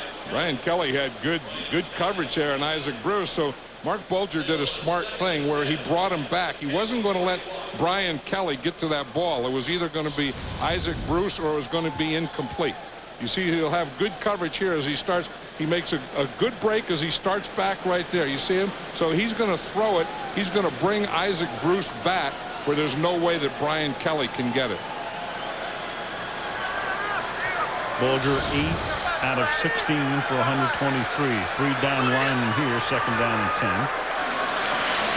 And Bulger throws, and that pass is incomplete. Trying to get it into the hands of Marshall Faulk. Ellis Wims came in. Yeah, and that's inexcusable. There's no way with a 3-man rush you should get your quarterback knocked down. I think Mark Bulger takes too many hits. I mean, there's no way. You have to protect because you have at least 5 guys blocking their 3. If you keep one in, you have 6. I mean, there's no way that they should knock down your quarterback when there's only 3 coming. I mean, your right tackle has to block better than that. And if he doesn't, take an extra guy and help him with it. And normally the Rams are so good at that, Bulger rarely gets contacted. 3rd down and 10. Deep over the middle, and the feet got tangled. There is no flag. The pass intended for Kevin Curtis. He went down, and Dwight Smith was there with the coverage, and the feet got tangled. And if that's the case, there is no interference. That's right, and we talked about the middle linebacker, how he has to run deep. Watch Jeff Gooch, a middle linebacker here. He is just going to run deep to take away that post. Now you say, how can a middle linebacker get that deep on a pass? We just saw Jeff Gooch do it. In effect, what the rule says is that if the feet get tangled, it in effect trumps everything. That ends any possibility of a foul. Yeah, I don't agree with that. I mean, you know, that's what they say, but I don't. You know, if your feet get tangled, there's no penalty. But if you do something after that, you don't get a free shot. Ooh, look at this. Landetta's kick goes backwards, landing on the green, and then spinning back toward the hole. Dwight Anderson is able to down it. It's a 38-yard punt. It bounces inside the 1 with backspin. Perfect. 4:10 to play in the first half. And Monday Night Football is being brought to you by Southwest Airlines, proud sponsor of the NFL and official airline of Super Bowl 39. Budweiser, grab a cold, fresh Budweiser. It's game time. And Snickers, home of the weekly Hungriest Player Award. A lot of speeding tickets downtown St. Louis tonight. That's how the NFL looks to rookies. You know, they always say that what's the biggest surprise when you come into the NFL? It's always the speed of the game. That's an example of what it looks like. 1st and 10 from the 4-yard line. And Pittman just does get out of the end zone as he stiff arms the linebacker Brandon Schiller to avoid the safety and bring it back up to the original line of scrimmage. And that showed the strength right there of Michael Pittman, because that could have, as you said, been a safety. Watch him. He's going to get hit right here by Schiller in the backfield. That could have been a safety right there. He just lowers his left shoulder again and then drives the leg right through it. See him straight arm him, lower that left shoulder, and another straight arm. That was a big 4 yards he gained, or 3 yards, or whatever it was. 2nd down and 10 from the 4. Coming across the line of scrimmage was Bryce Fisher. False start offense, number 70, half the distance to the goal. And that's because of Derek Deese in his 13th year at USC, longtime 49er. And a very, very good pass protector. Derek Deese has played every offensive line position, center, guard, and tackle. And I'll tell you, the tough thing right here is this crowd and those guys here in the count. First penalty against Tampa Bay tonight.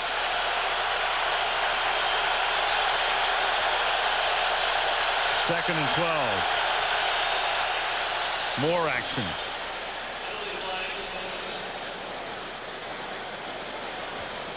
This is, you know, the home field advantage, the crowd advantage. This is where you get it on a long yardage play when you're coming out of your own end zone. You'll never get louder. Encroachment, defense number 91. 5-yard penalty, still 2nd down. That was Leonard Little. All those pass rushers are looking for something, just a little edge to get a jump. And when you get a pass rusher, a speed rusher like Leonard Little, he usually has other keys, something that's going to show him when to get started.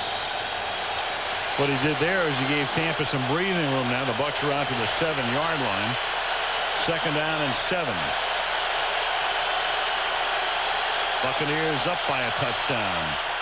And boy, that was a slow developing play, and it was almost broken up in the backfield. Fake to Allstott, then a pass out to Pittman, but the Rams were able to break it up. Little got in there. You know, I hate this pass protection where the tackle, I mean, here you got Leonard Little, and they let him come free, and the back's going to block him. Here's Leonard Little here. The tackle blocks here, and they just let him get a free run at it. I mean, I have no idea where that pass protection comes from, but you see way too many teams in the NFL use it. But how can you have a pass coming out of your own end zone and not block Leonard Little? And a very risky play. 3rd down and 7. From the 7, and then it's fumbled. Rams will have the football. And that one can be chalked up to the crowd. That whole series, they're roaring. Greasy unable to handle the exchange from John Wade. And the Rams have only their 3rd takeaway of the season. Yeah, watch John Wade on that play. I think he snapped the ball too early because he was the only guy that was moving. I mean, he snapped it and then took off, and they do that sometimes. You know, I mean, that center will snap the ball before the snap count. Brian Greasy didn't look like he was ready for it. Looked like a half a snap, too. He barely got it behind him. Yeah, well, he didn't get it through. He just stood up. I mean, as he was starting, you know, he was trying to get to his guy. He just kept the ball. He never put it back there deep enough for Brian Greasy to get it. 1st down and goal now. Bucs try to hold him to a field goal attempt and maintain their lead. And this is Falk, who kind of bounces his way to about the 2.5-yard line. 2nd and goal, 3 minutes to go in the 2nd quarter. Yeah, that's what Marshall Falk has. You're talking about, you know, short yardage goal line runners, and it's not the biggest guy or the strongest guy, but it's the guy that has the best feel. There's always going to be a gap or a hole or a soft spot in any defense, and Marshall Falk has a great feel for that soft spot.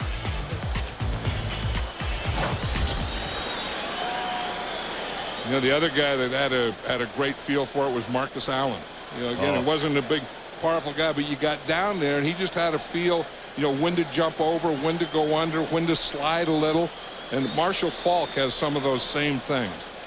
And part of the reason 99 rushing touchdowns for Marshall Faulk. He can break it.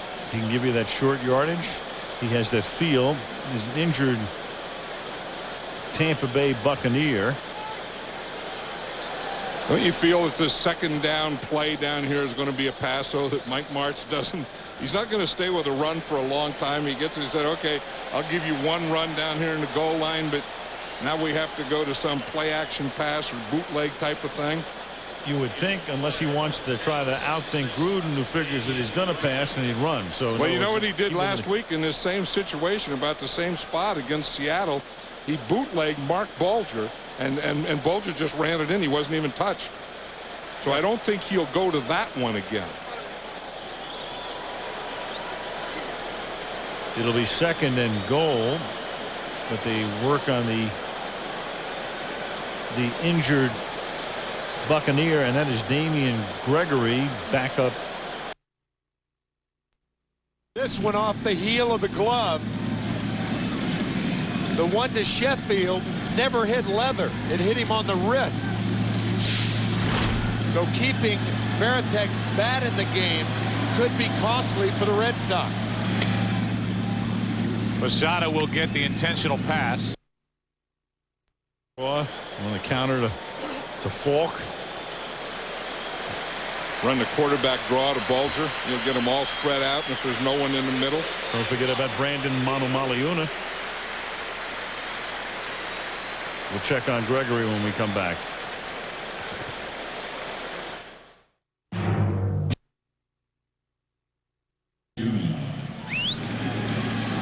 And that's the biggest reason why Posada just got the free pass. 2 on, 2 away. 4-4 game in the 13th inning.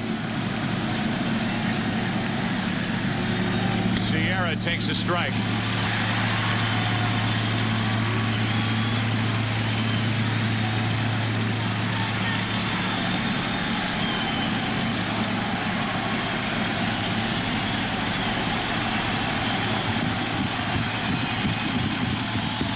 Good rip by Sierra. It's 0-2.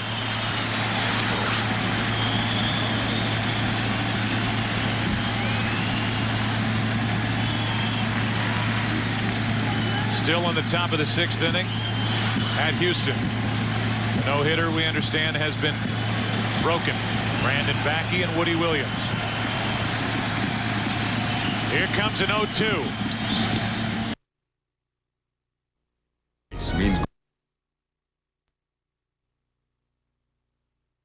Catcher calling for the knuckleball here. You have to call for it, but then once you call for it, you have to catch it. Sierra.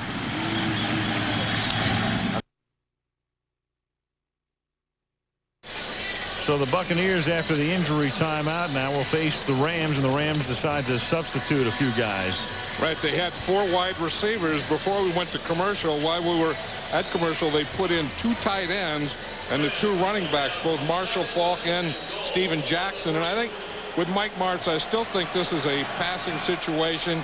He gets those 2 backs in there. They're in the I formation, some kind of play action pass. And they take Holt out of the game for the moment. Bruce split wide left, 2nd down and goal from the 3-yard line. And they give it to the up back. And that's Steven Jackson playing the fullback position. So I like my idea better. Your idea is much better, but you know what?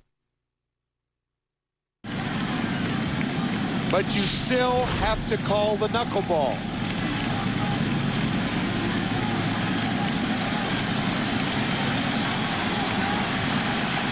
Go ahead run at 3rd. Runners at 2nd and 3rd. 2 out. And that squirts away. Yeah, when you have that many weapons, what was that? 2-minute warning is upon us. It'll be 3rd down and goal when we come back to St. Louis, where the Tampa Bay Buccaneers are clinging to a 1-touchdown lead. The inning is over. Veritek holds on, and Wakefield, through all of that, pitches a scoreless 13th inning. How valuable is Wakefield to these Red Sox? Veritek made sure, squeezed it, and the Yankees have left 18.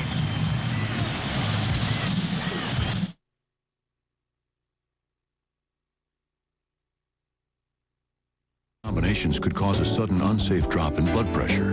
Don't drink alcohol in excess with Cialis. The most common side effects were headache, upset stomach, delayed backache, or muscle ache. Erections lasting longer than 4 hours, though rare, require immediate medical help. Discuss your health status with your doctor to ensure Cialis is right for you and you are healthy enough for sexual activity.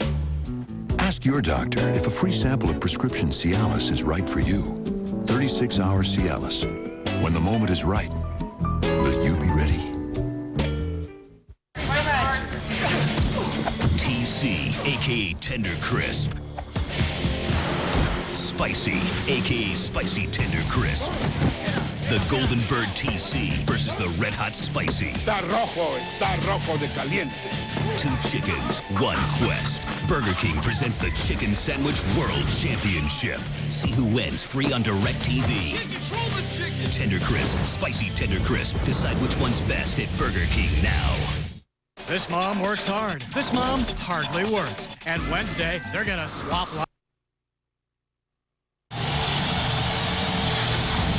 All right, Jeannie, thank you. So they are scoreless.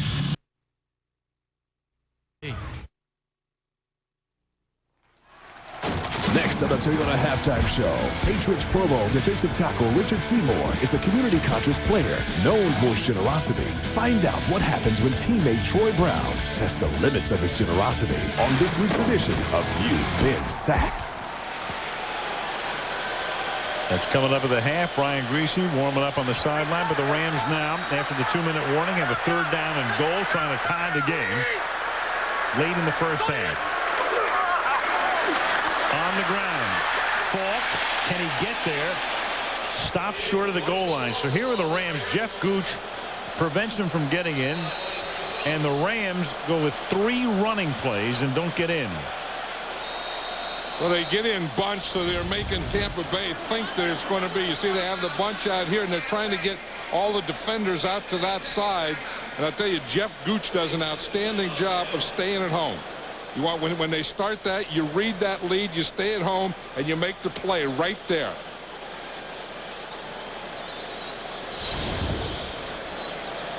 Tampa Bay has just taken a timeout.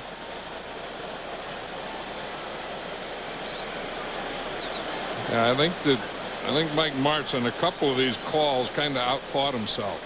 Agreed. I mean, you're the Rams, and you run 3 in a row, and now you have a situation where they're going to go for it because they're just shy of the goal line. It's 4th and goal. You have a chip shot field goal, but that's a deflating way to end this great opportunity, which came on the takeaway at the 5-yard line, the fumble.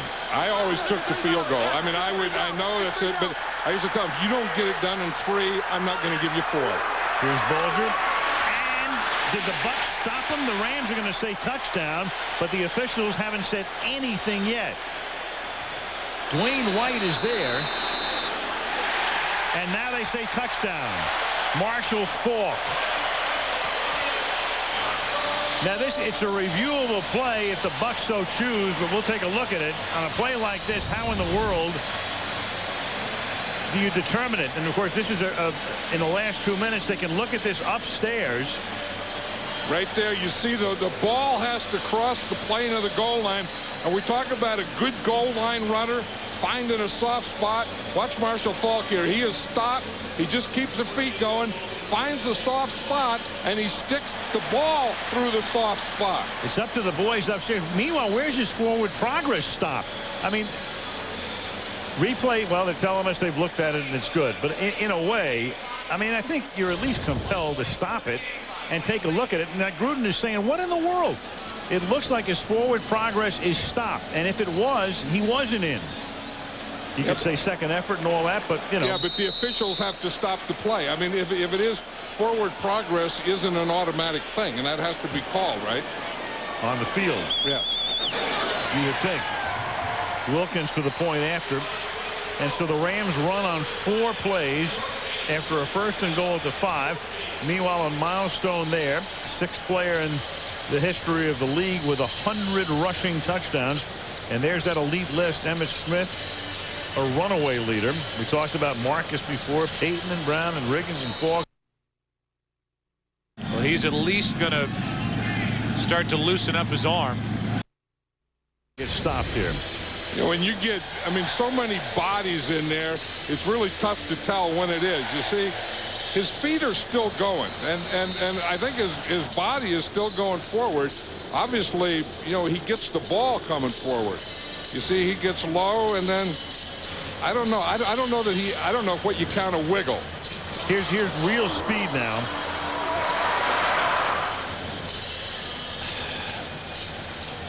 You know, it's one of those. Nobody on. Miller floats one into shallow left. Out is Jeter. Matsui comes in to make the play, and Jeter and Matsui avoid the collision. 14th inning now in Boston. Still 4-4. In his life? From 1st and goal in the 5? Yeah, I don't think ever. I mean, no. Anytime. Or maybe at the end of the game. Yeah. Wilkins to kick off, and it's heading to the sideline. And it just does go out of bounds. And remember, they were working on the other foot, Wilkins' left foot. Don't know if that's bothering him. Michelle, what do you know about that? Well, that's a sprained left ankle. Now, they've taped it up, as you saw, and we saw earlier in the game, because he was experiencing some discomfort on. That's his plant foot, and it is sprained, but they said he's fine to continue to kick. And while he's been warming up on the sideline all game, guys, he's looked just fine and nodded to his trainers as though he feels just fine. Well, he doesn't feel fine about kicking that one out of bounds. That's a very costly penalty, especially late in the first half. It sets Tampa Bay up at its own 40-yard line. And they begin this drive, and they have 2 timeouts. Tim Brown is in the game. Working out of the slot. Greasy to the outside. Allstott catches it. And then he's forced out of bounds up to the 46 by Adam Archuleta. Yeah, you're right about the penalty on that. I think that and pass interference are the 2 biggest penalties in football. I mean, that one is a 40-yard penalty, and the only other place you get a penalty that long is on a pass interference on a deep pass. Puts you in a position, you pick up a couple of first downs, and you can put 3 up on the board and take the lead into the locker room. 2nd down and 4 up at the 46-yard line. Greasy the other way. That's going to be enough for a first down. Tim Brown, someday to the Hall of Fame. Won the Heisman Trophy. Spectacular career with the Raiders, but his days there were numbered, and off he went back to his old coach, John Gruden, in Tampa Bay. You know, look at Tim Brown's hands. How many receivers do you see in the NFL today that don't wear gloves? Tim Brown is one of the few. He tapes each finger, and he thinks that, you know that gives him the strength of his hands to catch the ball, but it just seems like every other receiver in the NFL wears gloves. 1st and 10, 49-yard line. Out in the flat here, Mike Allstott. And he's out of bounds, close to a first, a little short of it. Aeneas Williams runs him out. 2nd down, less than 1, I think. I was just saying, you watch Mike Allstott, and when he runs in the open field, he doesn't give you anything to hit. He just gives you shoulders and knees. You know, the Bucs were staying at the same hotel we were today, and I was in the elevator with Mike Allstott, and kind of the elevator, you know, he's built like that. I mean, where all you can hit his shoulders and knees. He did pick up enough for the first down. Now, the way Larry Nemmers reacted, I think the booth upstairs wants to review the spot. Yeah, I said before they moved the chains that it looked to me as if he was about a half-yard shy of the first.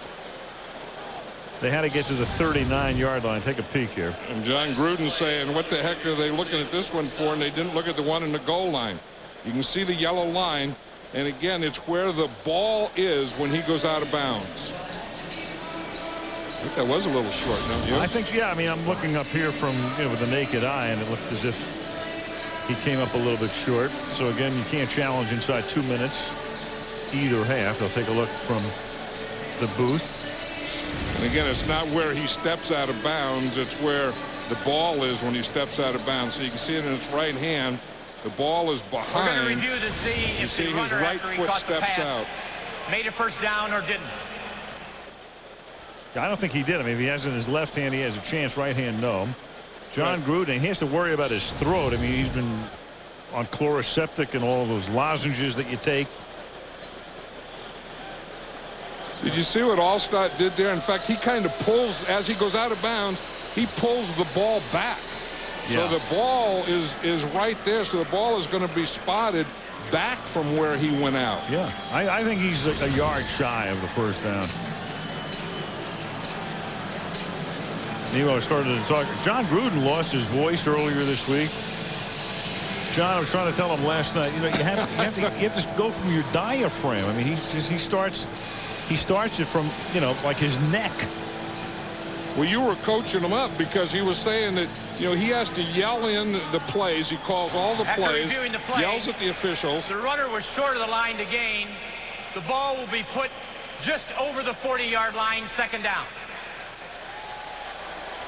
And so they did get that one right, but he said he yells the whole game, and then he lost his voice. He thought he was going to have to call one of his other coaches down from the press box to call the plays last week. He's not a very good student because I told him last night, you start in your diaphragm, and look at him. I mean, this is just the same way he's always, and he's going to be out of, you know, he'll lose his voice by the end of the third period. Yeah, but he didn't understand what you were saying. I mean, you were trying to tell him that you talk from down here in your stomach.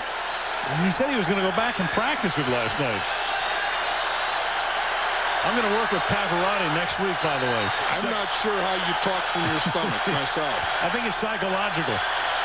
Second down and 1. And that pass intended for Charles Lee is incomplete. The way I look at it, John, it depends what you eat. Then you can talk from your stomach on occasion. No, but how do you do it? Seriously. Well, I mean, you just think about it. I mean, it's psychological. You want to believe that it begins here. You take a deep breath, and then I didn't understand what you were telling him, and I don't think he understood. Third down and 1. Mike Allstott, 2 for 3 this year, 6 for 6 last year in these situations. And Allstott takes it to the 36-yard line. You know, it's like going to a psychiatrist or a psychologist. There's a lot of snake oil stuff in that. Well, here's Gruden calling plays. You can get a sense of all of the talking that he does during a game. Scatter to triple left, U short. Spider 2, Z banana X over. Tell him heads up for Freddie. Give me trips right tight. Zebra left. 58 delta. Zebra choice. Far west right slot. X short. 200 jet smoke. X choice. That is a lot of verbiage. That's a lot of verbiage.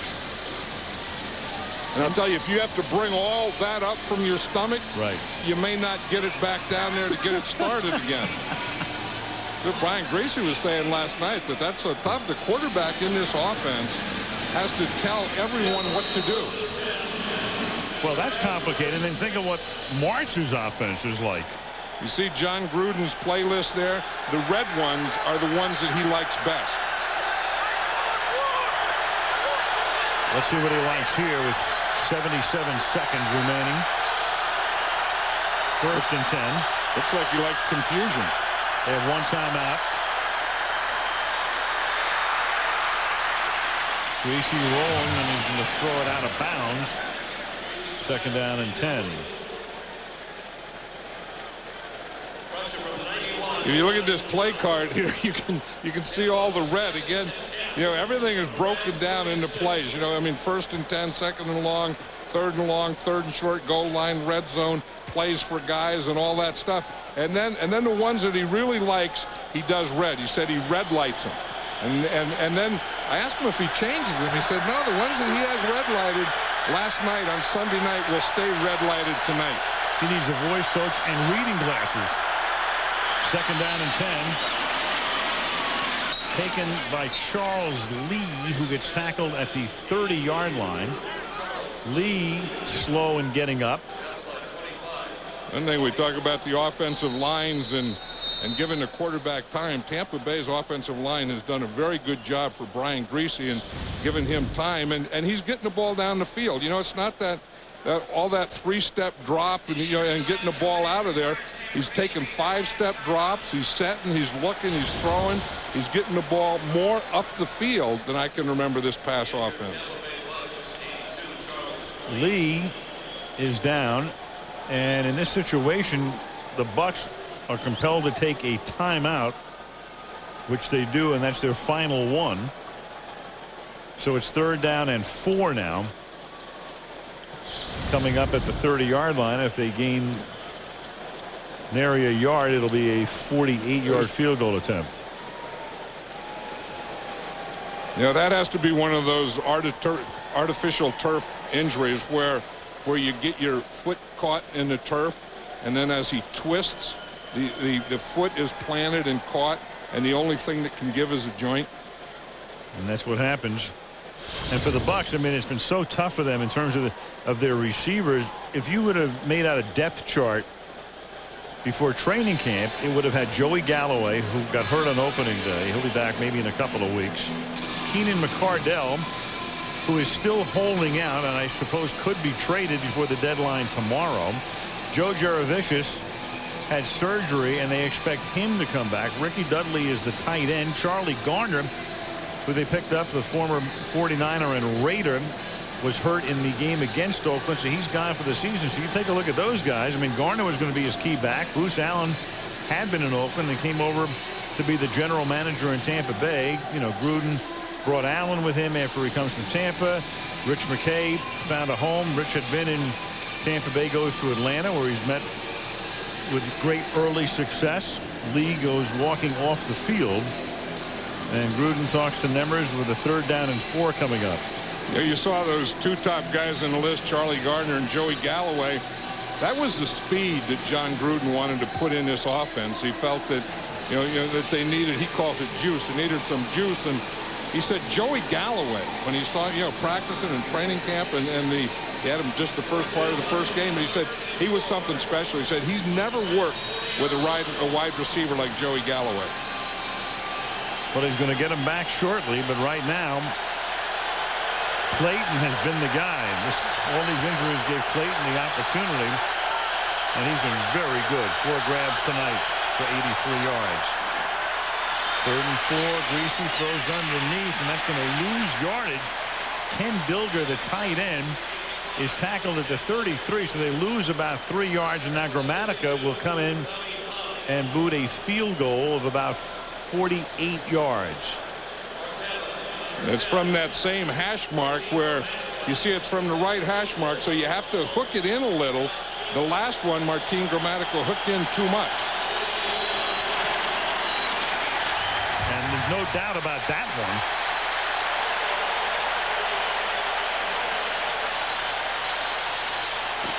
You have to hook it, but you don't have to hook it that far, do you? That's out of bounds.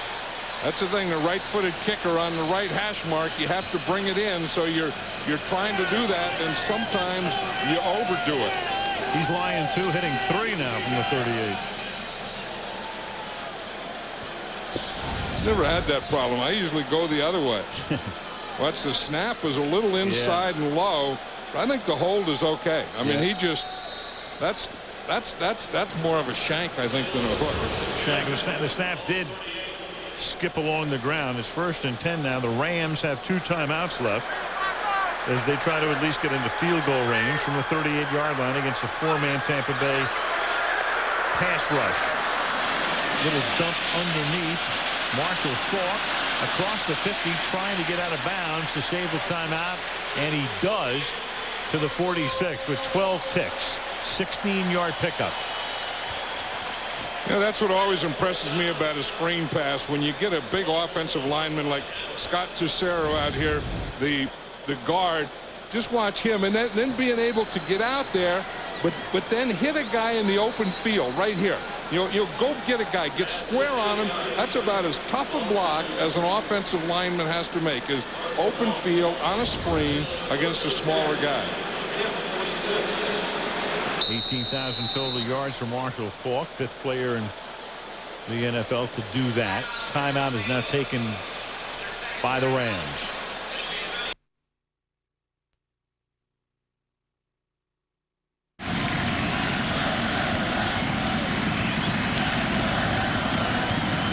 One on, one out.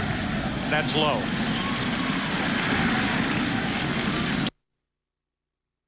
Got your star there, and you look happy as heck. Linda. Linda looks family. happy. Yeah. How did you feel right there? You know what? You get out there, you're just happy to be alive. I mean, you're walking up and down, and I mean, Douglas Fairbanks and Nat King Cole were there, and all those, legends. This is the first step toward Forest Lawn, I guess, but it was no, it's not. I mean, it's a great honor. It was a great thrill. Yeah, it was a great thrill. And you could tell, how proud you were and how proud your family was, and those are special moments that that you deserve, you've earned, and you're going to cherish. Well, I thank you, John. A lot of it has to do with I've had some pretty phenomenal partners through the years, and you're right at the top of that list. As McDonald makes the catch at the 38-yard line. That's an honor you don't want posthumously, I'll tell you that. No, but getting that and being honored is, for what you've done for all these years. Well, I think it's a labor of love, as I'm sure it's been for you as well, right? Coaching and broadcasting. Doesn't get much better than it. Doesn't get any better than this. I want to come back in the next life. 2nd down and 2. From the 38-yard line. Bulger. And that's out of bounds with 3 seconds, so they couldn't work the ball into field goal range unless you want to go for a 56-yarder, which he may do. They're bringing Wilkins in here. Now, we know that he has a bad ankle. And there's only 3 seconds here. I would bet it's a fake. I mean, there's no way that they're going to try and kick this. This has to be a fake, and Wilkins will throw it or do something like that. Well, they were fooling around with that in practice the other day. Right, and Dane Looker is the holder, and I think they throw it somehow to Dane Looker. Well, timeout is called because the Bucks all compress in. It's like the Bucks knew it, wasn't it? Because there was no one back at all. The Bucks had all 11 guys right up at the line of scrimmage. Bunched together. They were squished together.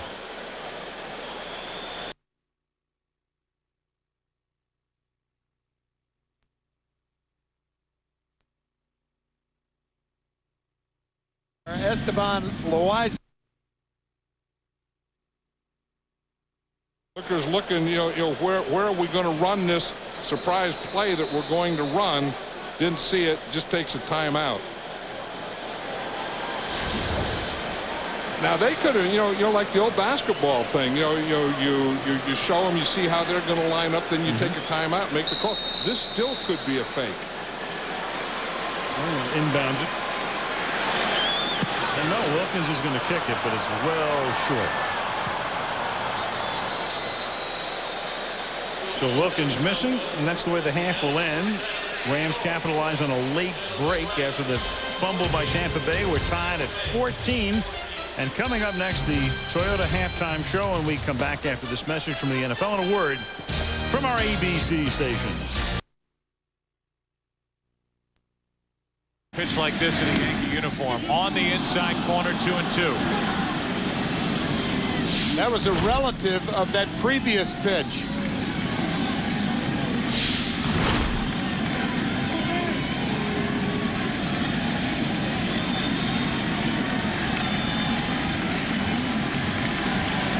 Damon at first, 2 out, 2 balls, 2 strikes.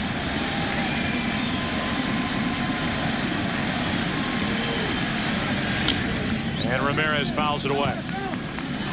During his time with the Yankees, Loaiza threw 42 1/3 innings, allowed 61 hits, 9 home runs, struck out only 34 and walked 26.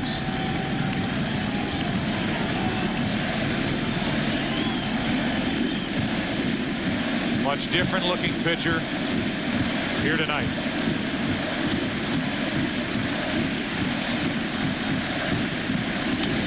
Outside, full count, and Damon will go.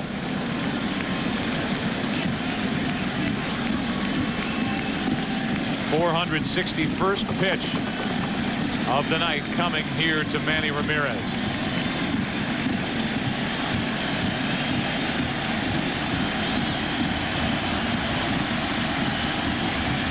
Damon going.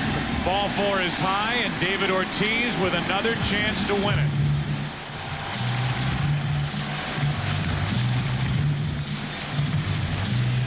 Three walks to go with the 3 strikeouts for Loaiza.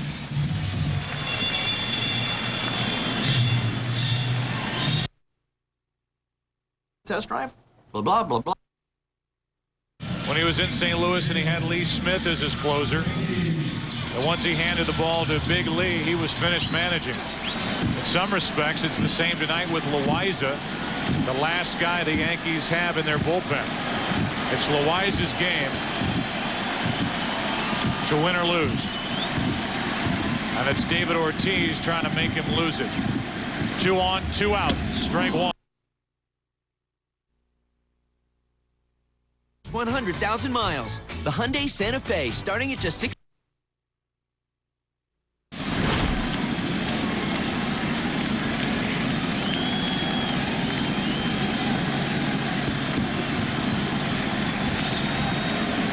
A hit can win it. Damon, the lead runner at second. Toyota. Choose any direction as long as it's moving forward. Here now, Al Michaels. Halftime at the Jones Dome in St. Louis, where the Tampa Bay Buccaneers, trying to win their second in a row, are tied with the St. Louis Rams.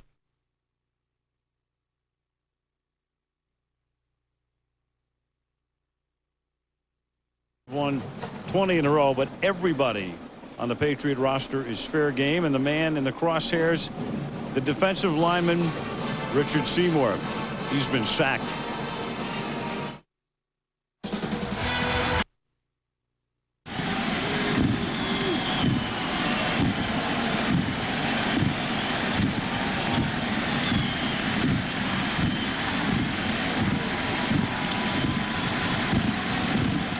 The 1-2.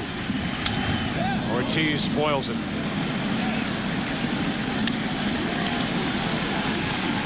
Leskanic is still up for the Red Sox in their pen. Wakefield at the moment still in the game, and Rodriguez, Sheffield, and Matsui would hit for the Yankees in the 15th. They're already in the 7th in Houston. This game started 3 hours before that one. The 1-2. Ortiz clubs it down the right field line, hooking foul.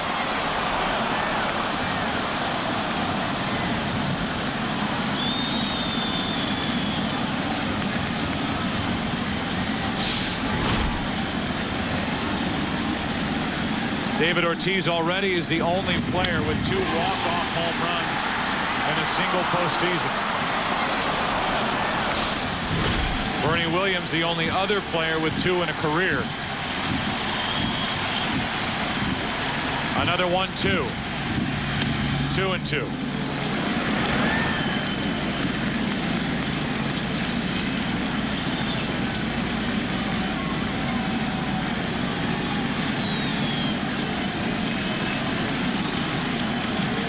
Two walks in the inning. 2 out. 2-2 the count.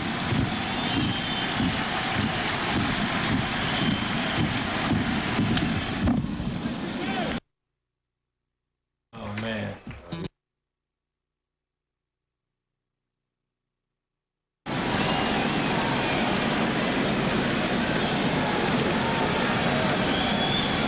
The longest game in postseason history by inning. 16, game 6 between the Mets and the Astros. By time tonight, 5 hours, 48 minutes.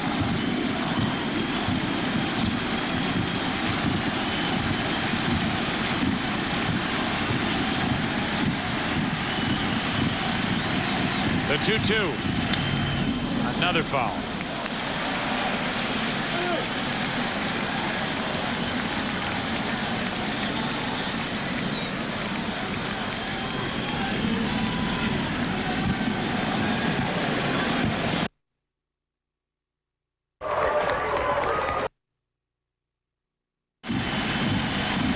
Ortiz trying to end it.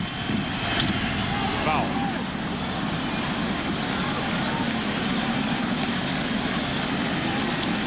Tenth pitch of this at bat coming to David Ortiz.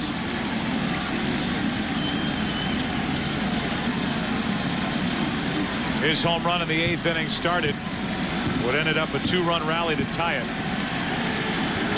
The last run to the night to this point.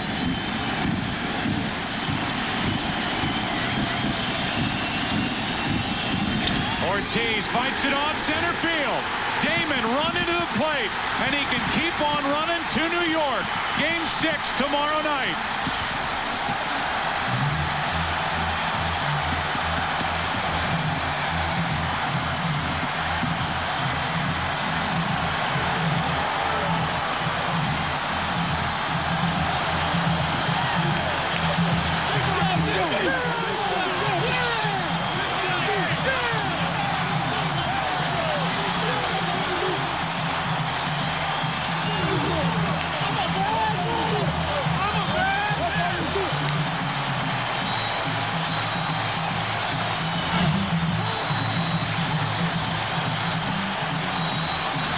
Ortiz for the second night in a row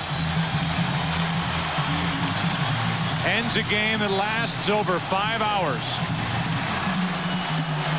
This one took 14 innings, and you talk about earning your way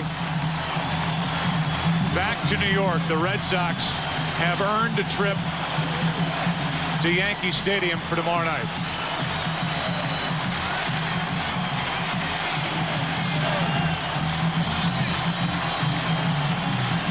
A game that started at 10 minutes after 5. Ended as the clock struck 11. On this. He didn't do it again, did he? Yes, he did. Sounded like he broke his bat.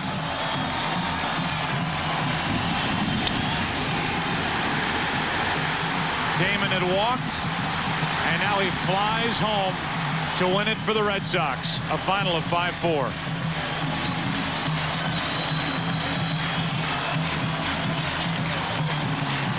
Our final score in 14 innings. Boston 5, the Yankees 4. For more information on Major League Baseball, go to foxsports.com. For Tim and Al and Chris, I'm Joe. We'll be sending you to Houston after these words. Tom Brenneman, Steve Lyons, and Bob Brenly will have the Cards and the Astros NLCS Game 5. From all of us in Boston until tomorrow night in New York. So long.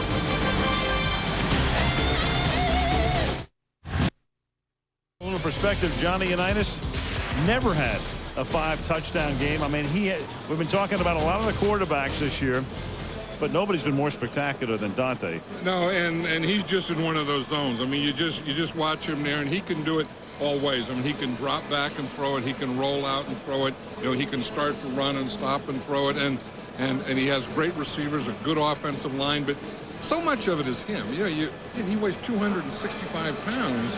And, you know, sometimes a free rusher comes, they just can't get him to the ground. 3 weeks from tonight, you know what it will be? Indianapolis. That'll be a good one. Minnesota, Indianapolis, Culpepper, Manning. Meanwhile, second half ready to begin here, 14-14.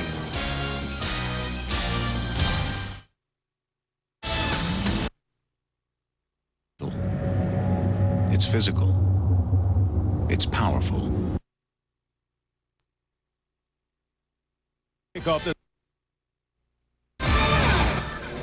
The longest postseason game in Major League Baseball history, time-wise, has come to an end, and this series has not.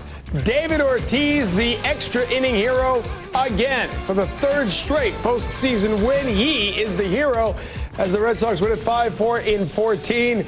The quote we've been running, faith is believing when common sense tells you not to. A miracle on Yawkey Way, perhaps. Welcome to WB Mason's Extra Innings, everyone. Jerry Remy, Bob Tewksbury, Todd Perrin. Let's do it one more time. David Ortiz. I mean, you said it.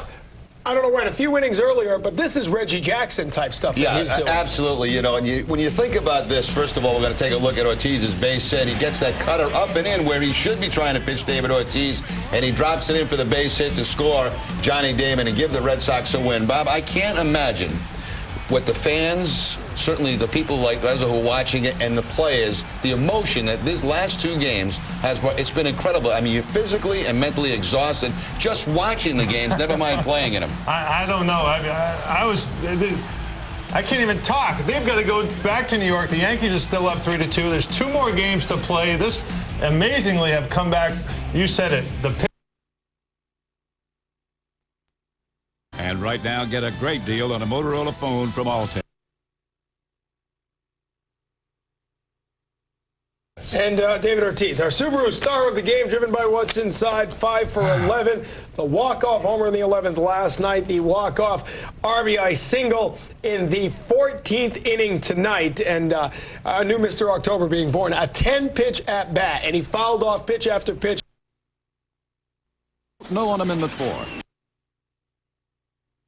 He fouled off some tough pitches. Loaiza tried to go away from him a couple of times. He fouled those pitches off. Finally, Loaiza makes the pitch he wants. He wants that cutter up and in, and Ortiz refused to strike out, gets the bat on the ball, drops the bloop base hit in the center field. And you're right, this is Reggie Jackson stuff. This is stuff that Jackson did in October for the New York Yankees. Well, now it's turned around, and David Ortiz is doing it for the Boston Red Sox. Well, people can probably argue, why did they pitch to him that much? Because you have, no disrespect to Minkiewicz, but you have Ortiz, who's, arguably the Sox hottest hitter right now. He's hitting 500 in the series, but he hit the pitch that Loaiza wanted to throw, and he fouled off some good pitches. You have no problem with that. Sometimes you tip your cap, and Poppy's got to tip his twice in the last 2 days. And how about Tim Wakefield?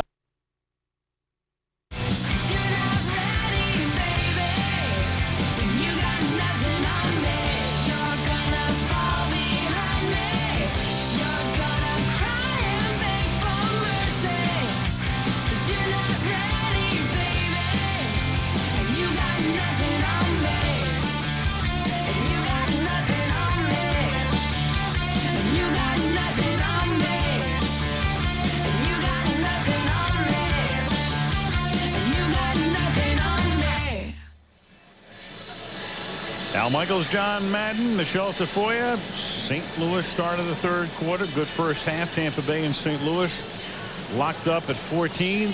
American League Championship Series. Game 5 went 14 innings, and the Red Sox stay alive. Send it back to New York with the Yankees on top 3-2 there. And now Wilkins to kick off. Torrey Cox, who had a nice run back in the opening half, will accept this one at the 11-yard line. Cox out past the 40. And again, he gets into Ram territory. So 2 good run backs. And Jeff Wilkins forces him out of bounds, 44-yard return. And let's go to Michelle. Well, Al, Mike Martz told me that his concern on defense is tightening the coverage on those short passes Tampa is completing to keep their drives alive. Leonard Little will be there to help him. He dislocated his thumb, but he's back on the field and ready to play. As for Tampa, John Gruden told me, hey, our offense isn't chopped liver. We're just finally getting the hang of things with all these new faces. But one of those faces, Charles Lee, has a right knee sprain, and his return is questionable here tonight, Al. So Lee is out. The big guy on the receiving end was Clayton, who caught 4 for 83, the LSU rookie. And now Greasy gets set up at the Ram 46-yard line. They'll begin with a play fake, flushed out, and then finally has to throw it away. Leonard Little put the pressure on. Nobody was open. Secondary did its job. And in this game, as we take a look at the numbers, the Rams coming in 3-2, the Bucs coming in 1-4. Neither team establishing too much on the ground. Greasy's been very effective with 152 passing yards, and that one turnover for the Bucs was huge, leading to a Ram 5-yard touchdown drive. If you want to call that a drive, you set them up first and goal at the 5, and they went in on 4 runs. Second down and 10 from the 46-yard line. Pittman swinging to the outside, turns the corner, gets dumped at the 44-yard line. 3rd and long to come.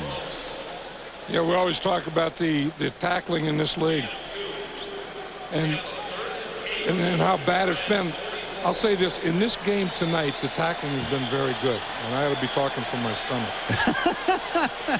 No Chloraseptic. Charles Lee is back in the game with that sprained knee. 3rd and 8. It's the 3rd time tonight the Bucs have begun a drive in Ram territory in 5 games this season. Prior to tonight, they've had only 1 such drive. And Greasy on 3rd and 8, and the ball was tipped. Intended for Clayton, and just getting a hand on it was Jeremetrius Butler to deflect it. That was one of the things that the Bucs thought that they could do is when the Rams play cover 2, they didn't think that this corner rides the wide receiver deep enough. Jeremetrius Butler did that time. And again, they're trying to hit him in that hole between